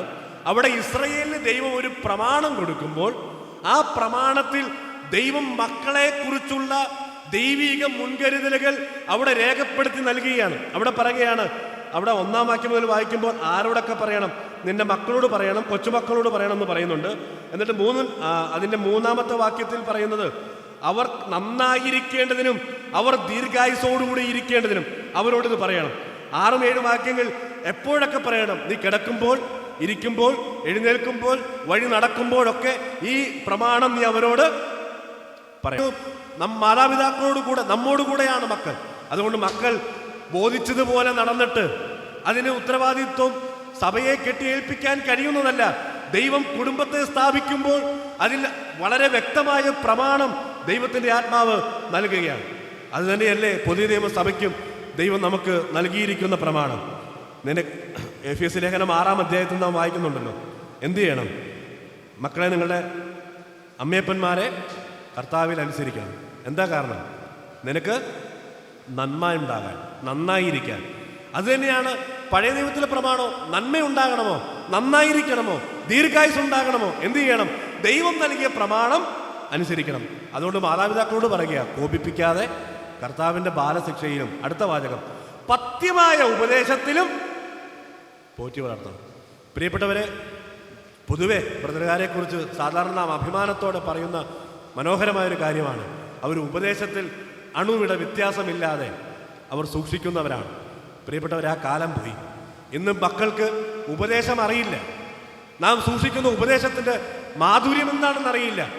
അടുത്ത തലമുറയോട് നിങ്ങളുടെ ഉപദേശം എന്താണെന്ന് ചോദിച്ചാൽ അവർക്കറിയാൻ കഴിയാത്ത വേദനാജനകമായ ഒരു കാലഘട്ടത്തിലാണ് നാം ജീവിക്കുന്നത്. നിങ്ങൾ ചിന്തിച്ചു നോക്കുക, നിങ്ങളുടെ മക്കൾക്ക് ഉപദേശം അറിയാമോ? നാം സൂക്ഷിക്കുന്ന പ്രമാണത്തിൻ്റെ മഹത്വം അറിയാമോ? ഈ ഉപദേശത്തിൻ്റെ മഹത്വവും അതിൻ്റെ പ്രമാണവും എൻ്റെ മക്കൾ സൂക്ഷിക്കുന്നുണ്ട്, അവർ അറിഞ്ഞിട്ടുണ്ട് എന്നുള്ളത് ഉറപ്പുവരുത്തേണ്ടുന്ന ഉത്തരവാദിത്വം നമുക്കാണ്. നന്നാകണമെങ്കിൽ, ദീർഘായുസ് ഉണ്ടാകണമെങ്കിൽ, പ്രിയപ്പെട്ടവരെ, ഈ ഉപദേശം പ്രമാണിക്കുവാൻ, ഈ വഴിയിൽ നടക്കുവാൻ ഇടയായിത്തീരണം. അതല്ലാതെ മറ്റൊരു വഴി ദൈവവചനത്തിൽ ദൈവത്തിൻ്റെ ആത്മാവ് രേഖപ്പെടുത്തുന്നില്ല. നന്മയും കരുണയും നിന്റെ ആയുഷ്കാലമൊക്കെയും എന്ത് ചെയ്യും? നിന്നെ പിന്തുടരും. നീ അതിൻ്റെ പിന്നാലെ, ഇന്ന് നന്മയുടെ പിന്നാലെ ഓടുന്ന ഓട്ടമാണ് നമുക്ക് കാണാനായിട്ട് കഴിയും. നന്മ തേടി പോവുകയാണ്. അത് എവിടെ നിന്നില്ലാതെ, എങ്ങോട്ടൊന്നില്ലാതെ പോകുകയാണ്. നന്മ തേടി എങ്ങും പോകണ്ട. പ്രിയപ്പെട്ടവരെ, നമ്മുടെ ജീവിതത്തിൽ നമുക്ക് നന്മയ്ക്കായിട്ടുള്ളത് മുഴുവനും ദൈവത്തിൻ്റെ ആത്മാവ് രേഖപ്പെടുത്തി നൽകുന്നുണ്ട്. ആവർത്തന പുസ്തകം 6-ാം അധ്യായം വായിക്കുക. അവിടെ ആവർത്തിച്ച് പറയുന്നുണ്ട്, നീ നന്നായിരിക്കണമോ, നന്മയോടുകൂടെ ആയിരിക്കണമോ, ദീർഘായുസോടുകൂടി ഇരിക്കണമോ, നിനക്ക് അഭിവൃദ്ധി ഉണ്ടാകണമോ, വേറെ എങ്ങും പോകണ്ട. ഈ വചന പ്രമാണത്തോട് നിങ്ങൾക്ക് പൂർണ്ണമായി വിശ്വസ്തത പുലർത്താൻ കഴിയുമോ? ഈ പ്രമാണം സൂക്ഷിച്ചതുകൊണ്ട് എൻ്റെ തലമുറ നഷ്ടപ്പെട്ടു പോയെന്ന് ആരും പറഞ്ഞ് ഞാൻ ഇതുവരെ കേട്ടിട്ടില്ല. പ്രിയപ്പെട്ടവർ, അങ്ങനെ സംഭവിക്കുകയുമില്ല. നന്നാകണമെങ്കിൽ വേറെ എങ്ങും പോകണ്ട. ആകാശത്തിൻ്റെ കിളിവാതിൽ തുറക്കുവാൻ ദൈവം കേരളത്തിൽ പെരുകാവിലും ദൈവത്തിന് കഴിയും. ഇവിടം വിട്ട് എങ്ങും പോകേണ്ട ആവശ്യമില്ല. പ്രിയപ്പെട്ടവരെ, ദൈവത്തിന് ആകാശം ഇതിൻ്റെ മുകളിലുമുണ്ട്. ഈ ആകാശത്തിൻ്റെ കിളിവാതിൽ തുറക്കുവാൻ ഇവിടെയും കഴിയും. മലാക്കിലെ പ്രവചനം 3-ാം അധ്യായത്തിൻ്റെ 10-ാം വാക്യത്തിലാണ് നാം വായിക്കുന്നത്. അതുകൊണ്ട് പ്രിയപ്പെട്ടവരെ, നന്നാകാൻ ഇവിടെ ഈ പ്രമാണങ്ങളോട് പൂർണ്ണമായി വിശ്വസ്ത പുലർത്തുവാൻ ദൈവം നമുക്ക് ധാരാളം ദൈവകൃപ നൽകുമാറാകട്ടെ. പറയാത്ത ഒരു തലമുറയുണ്ടായാൽ അറിയാത്ത മറ്റൊരു തലമുറ ഉണ്ടാകും. രണ്ടാമതായി എന്നെ ചിന്തിപ്പിച്ച കാര്യം, മക്കളെല്ലാവരും ശ്രദ്ധിക്കണമേ, ദൈവീക കരുതൽ അവഗണിച്ച ഒരു തലമുറയായിരുന്നു. ഒരു ഭാഗത്ത് പറയാതെ പോയി എന്നുള്ളത് ആ തലമുറയുടെ ദോഷമായിരുന്നെങ്കിൽ, ഇനി പറഞ്ഞില്ലെങ്കിലും അറിയാനുള്ള എല്ലാ മുഖാന്തരങ്ങളും സ്വർഗത്തിലെ ദൈവം ഇസ്രായേൽ ജനത്തിന് ഒരുക്കിയിരുന്നു. ആ കരുതൽ അവഗണിച്ച ഒരു തലമുറയാണ്. 10-ാമത്തെ വാക്യം, 2-ാം അധ്യായത്തിൻ്റെ ന്യായാധിപന്മാരുടെ പുസ്തകം 2-ാം അധ്യായത്തിൻ്റെ 10-ാമത്തെ വാക്യം.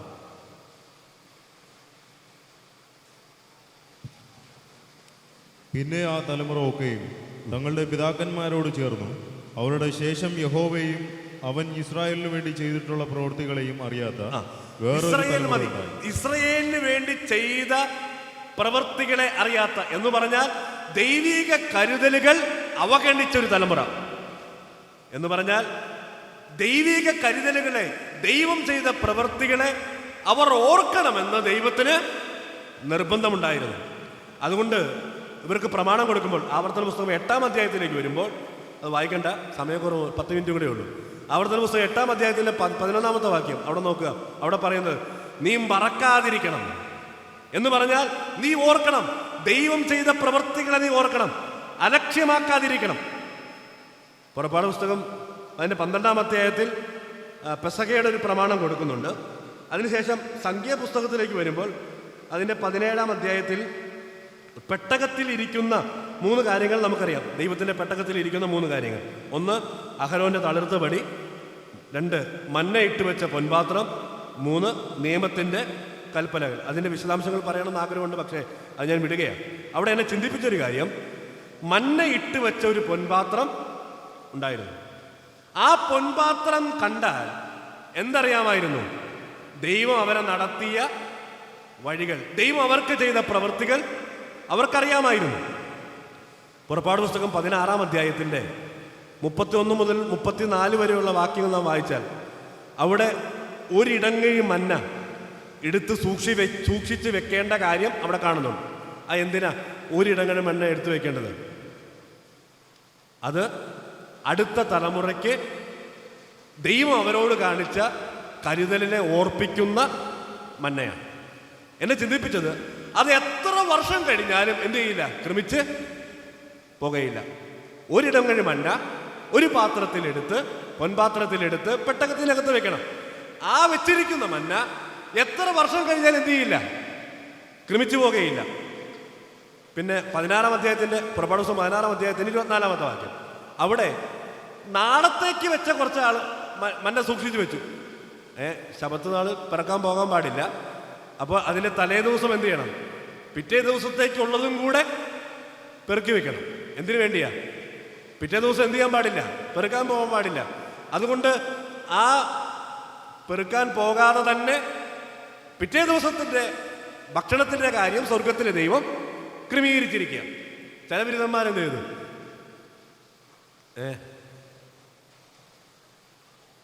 കൂടുതൽ ശേഖരിച്ചു വെച്ചു അല്ലേ? ചെയ്യണമെന്ന് പറഞ്ഞ ദിവസമല്ല, അല്ലാതെയും ശേഖരിച്ചു വെച്ചു. അതെന്ത് ചെയ്തു? ക്രമിച്ചു പോയി. അതവിടെ രേഖപ്പെടുത്തിയിട്ടുണ്ട്. ഇതേ മന്ന തന്നെയാണ് വർഷങ്ങളോളം ഇരിക്കുന്നത്. ഈ മന്ന പിറ്റേ ദിവസം പോലും ഇരിക്കില്ല. അത് 16-ാം അധ്യായത്തിൻ്റെ 20-ാമത്തെ വാക്യത്തിൽ രേഖപ്പെടുന്നുണ്ട്. അപ്പോൾ വർഷങ്ങളോളം കൂട്ടിവെക്കുന്ന മന്നയും പിറ്റേ ദിവസത്തേക്ക് ക്രമിച്ചു പോകാതെ സൂക്ഷിച്ചു വെക്കുന്ന മന്നയും പിറ്റേ ദിവസം എടുത്തു വെച്ചിട്ട് ക്രമിച്ചു പോയ മന്നയും ഒരു മന്ന തന്നെയാണ്. അപ്പോൾ ഈ മന്ന കാണുമ്പോൾ ദൈവം അവരോട് ചെയ്ത വൻകാര്യങ്ങളെ ഓർക്കുവാൻ യാതൊരു പ്രയാസവും ഉണ്ടായിരുന്നില്ല. ഇനി അത് പോകട്ടെ. ഇനി ഇവിടെ ഇപ്പോൾ അടിമത്തത്തിൽ നിന്നൊക്കെ മാറി, മരുഭൂമിയിലുള്ള പ്രയാണമൊക്കെ മാറി ദൈവം വാഗ്ദത്തം ചെയ്ത ദേശത്ത് അവർ സ്വസ്ഥമായി വന്നിരിക്കുകയാണ്. രാവിലെ സഹോദരിമാർ ദോശ ചുട്ടെന്ന് വിചാരിക്കുക. ദോശ ചുട്ടുമ്പോൾ സാധാരണ സഹോദരന്മാരെന്ത് പറയും? മക്കളോട് പറയും, ഞങ്ങൾ കഴിച്ചൊരു ദോശയുണ്ട്, ആ ദോശ തേൻ കൂട്ടി ചുട്ട ദോശയ്ക്ക് സമാനമായ ദോശയാണ്, അതിൻ്റെ രുചി അത് എത്ര മനോഹരമാണ്, അതുപോലെയൊന്നും ഈ ദോശ ഒക്കെ ഇല്ലെന്ന് സ്വാഭാവികമായും പറയും അല്ലേ? അതിനെക്കുറിച്ചും ദൈവത്തിൻ്റെ ആത്മാവ് രേഖപ്പെടുത്തുന്നുണ്ട്. എന്ന് പറഞ്ഞാൽ ദൈവം അറിയാനുള്ള എല്ലാ മുഖാന്തരങ്ങളും ഒരുക്കിയിട്ടുണ്ടായിരുന്നു. പക്ഷേ പറയാതെ അത് അനുകരിക്കുവാൻ, അറിയാൻ ഒരുക്കിയ ദൈവിക മുൻകരുതലുകളെ അവഗണിച്ച ഒരു തലമുറ. പ്രിയപ്പെട്ടവരെ, കർത്തൃമേശയോടുള്ള ബന്ധത്തിലും ഈ വലിയ പ്രമാണം ദൈവം നൽകുമ്പോൾ ദൈവത്തിൻ്റെ വലിയ ആഗ്രഹം ഇതായിരുന്നു. ലൂക്കോസിന്റെ സുവിശേഷം 22-ാം അധ്യായത്തിൻ്റെ 19-ാമത്തെ വാക്യം, എൻ്റെ ഓർമ്മയ്ക്കായി ഇത് ചെയ്യും. ഇത് ചെയ്യുമ്പോൾ എന്ത് ചെയ്യും? നമ്മുടെ മക്കൾ നമ്മളോട് ചോദിക്കും. നമ്മുടെ കുഞ്ഞു മക്കളായിരിക്കുമ്പോൾ ഞങ്ങളും ചെയ്തിട്ടുണ്ട്. ഒരു ദോശ എടുത്താൽ അല്ലെങ്കിൽ ഒരു ചപ്പാത്തി എടുത്താൽ അല്പാൽപ്പമൊക്കെ ഒന്ന് മുറിച്ച് അങ്ങനെ രീതിയിലൊക്കെ നമ്മൾ ബാല്യപ്രായത്തിൽ കളിച്ചിട്ടുണ്ട്. എന്താ കാരണം? ഇത് കാണുമ്പോൾ മക്കൾ ചോദിക്കും, എന്താ ഇങ്ങനെ ചെയ്യുന്നതിൻ്റെ കാരണം? ഇതിൻ്റെ പിന്നിലുള്ള ആത്മീയ അർത്ഥം എന്താണ്? അത് പറയാനുള്ള വലിയ ഉത്തരവാദിത്വമുണ്ട്. മാത്രമല്ല, ഇത് കാണുമ്പോൾ എങ്കിലും എന്ത് ചെയ്യണം? ദൈവിക കരുതലുകളെ ഓർക്കുവാനിടയായിത്തീരണം.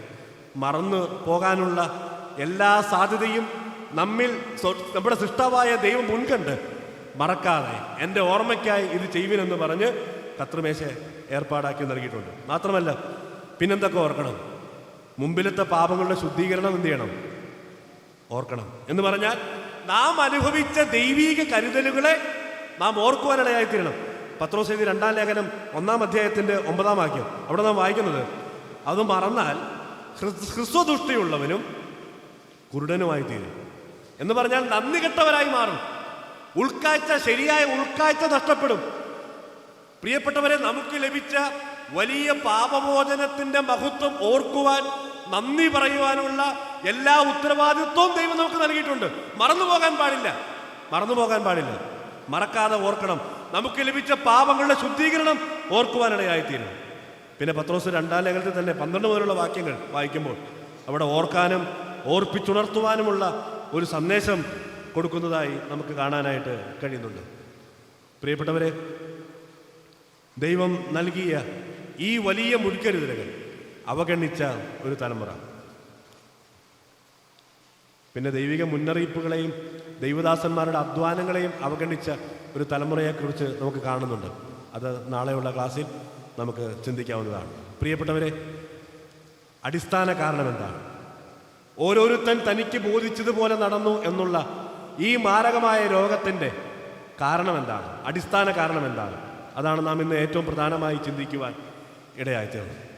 പറയാത്ത ഒരു തലമുറയുണ്ടായി. ദൈവീക കരുതലുകൾ മുൻകണ്ട് വലിയ മുൻകരുതലുകൾ ദൈവം ഒരുക്കിയിട്ടും അടുത്ത തലമുറയുടെ കാര്യത്തെക്കുറിച്ചുള്ള ദൈവിക വീക്ഷണം ലഭിക്കാതെ വണ്ണം കുട്ടികളുടെ കാര്യത്തെ വെറും കുട്ടികളിയായി കണ്ട് അടുത്ത തലമുറയോട് ഈ പ്രമാണത്തിൻ്റെ മഹത്വം പറയാതെ പോയാൽ അറിയാത്തൊരു തലമുറ ഉണ്ടാകും. അതിന് യാതൊരു സംശയവുമില്ല. മക്കളോടുള്ള ബന്ധത്തിൽ ദൈവം ഒരുക്കിയ ഈ കരുതലുകളെ അവഗണിച്ചാൽ അറിയാത്തൊരു തലമുറ ഉണ്ടാകും. ദൈവിക കരുതലുകൾ അവഗണിച്ച ഒരു തലമുറ. പ്രിയപ്പെട്ടവരെ, നമ്മളുടെ നടപ്പ്, പെരുമാറ്റം എങ്ങനെയാണ് എന്നുള്ളത് സ്വർഗത്തിലെ ദൈവം നിരീക്ഷിച്ചു കൊണ്ടിരിക്കുകയാണ്. ജാതികളുടെ പാപത്തെ ദൈവം ഇത്ര ഗൗരവമായി കണ്ട് അത് രേഖപ്പെടുത്തി വെച്ച്, കുറിച്ചു വെച്ച് തക്കതായ ശിക്ഷ അവർക്ക് നൽകുന്നുണ്ടെങ്കിൽ, പുറപ്പാട് പുസ്തകം 20-ാം അധ്യായത്തിൻ്റെ 5-ാമത്തെ വാക്യം നമുക്കറിയാവുന്നതാണല്ലോ. പിതാക്കന്മാരുടെ അകൃത്യം അടുത്ത തലമുറയിലേക്ക് കൈമാറ്റം ചെയ്യപ്പെടുന്നതാണ്. നാം നമ്മുടെ മക്കളെ കരുതി പാപം ചരതിച്ചു വയ്ക്കുവാൻ ഇടയായിത്തീർന്നാൽ അവർക്ക് നന്മയല്ല, പിന്നെയോ വലിയ ദുരന്തമാണ് നാം ചരതിച്ചു വെക്കുന്നത് എന്നുള്ളത് ഓർത്തുകൊണ്ട് വളരെ സൂക്ഷ്മതയോടെ ദൈവസന്നിധിയിൽ ആയിരിക്കാൻ ദൈവം നമുക്ക് ധാരാളം ദൈവകൃപ നൽകട്ടെ.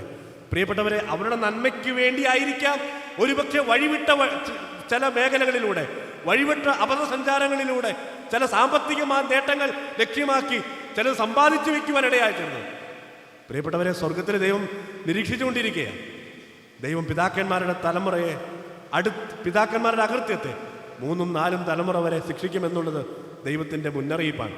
ആകാന്റെ ചരിത്രം നമുക്കറിയാം, ഗേഹസിയുടെ ചരിത്രം അറിയാം. പിന്നീട് എപ്പോഴെങ്കിലും സമയം കിട്ടുന്ന വഴിയിൽ ആ ഭാഗത്തേക്ക് എത്തുകയാണെങ്കിൽ അത് നമുക്ക് ചിന്തിക്കാവുന്നതാണ്. പിതാക്കന്മാരുടെ പാപത്തെ, അകൃത്യത്തെ ദൈവം തലമുറകളിലേക്ക് കടത്തിവിടുന്നതാണ്.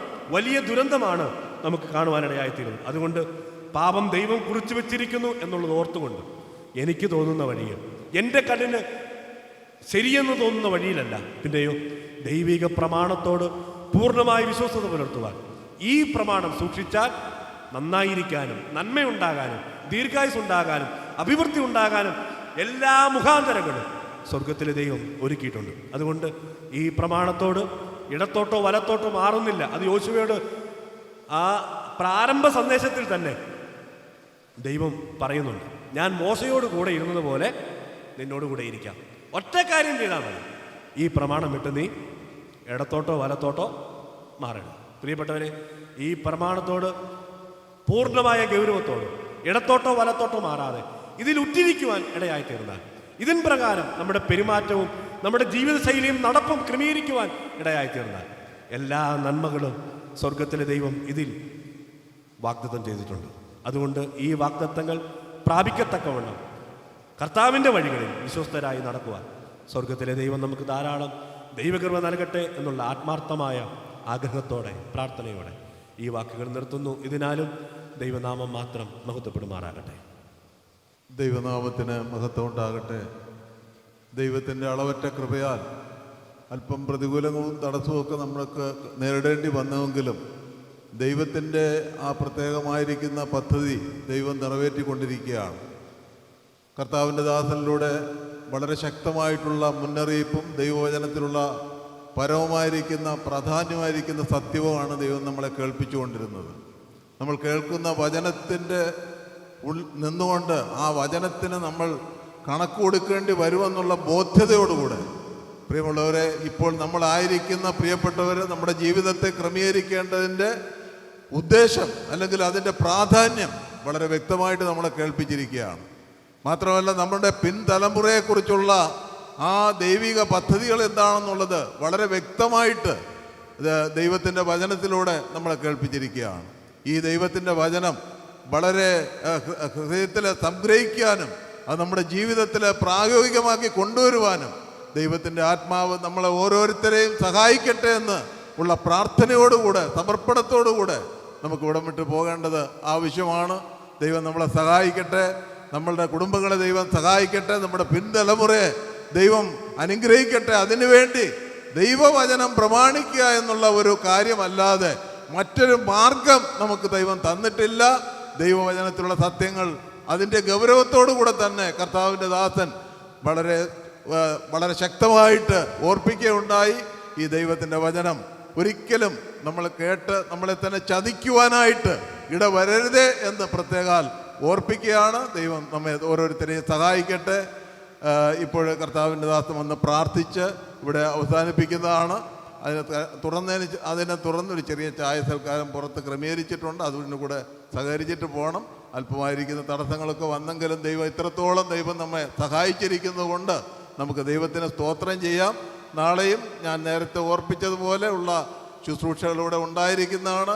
വൈകുന്നേരം കൃത്യം 6:30 തന്നെ ഇവിടെ ഗാനശുശ്രൂഷ ആരംഭിക്കും എന്നുള്ള കാര്യം ഓർപ്പിക്കുന്നു. എല്ലാവരും കടന്നു വരാനായിട്ട് ഉത്സാഹിക്കുക. അല്പം തടസ്സം വന്നാൽ ഈ ദിവസങ്ങളിൽ ദൈവം നമ്മളോട് അറിയിക്കാനുള്ള ശക്തമായിരിക്കുന്ന ദൂതാണ് നമ്മൾ കേട്ടുകൊണ്ടിരിക്കുന്നത്, നമ്മളെ കേൾപ്പിച്ചുകൊണ്ടിരിക്കുന്നതെന്ന് മനസ്സിലാക്കി എല്ലാവരും കടന്നുവന്ന് പിന്നെയും ദൈവവചനം കേട്ട് അനുഗ്രഹിക്കപ്പെടുവാനായിട്ട് കർത്താവ് നമുക്ക് കൃപ നൽകട്ടെ. കർത്താവിൻ്റെ ദാസൻ പ്രാർത്ഥിച്ച് അവസാനിപ്പിക്കുന്നതാണ്.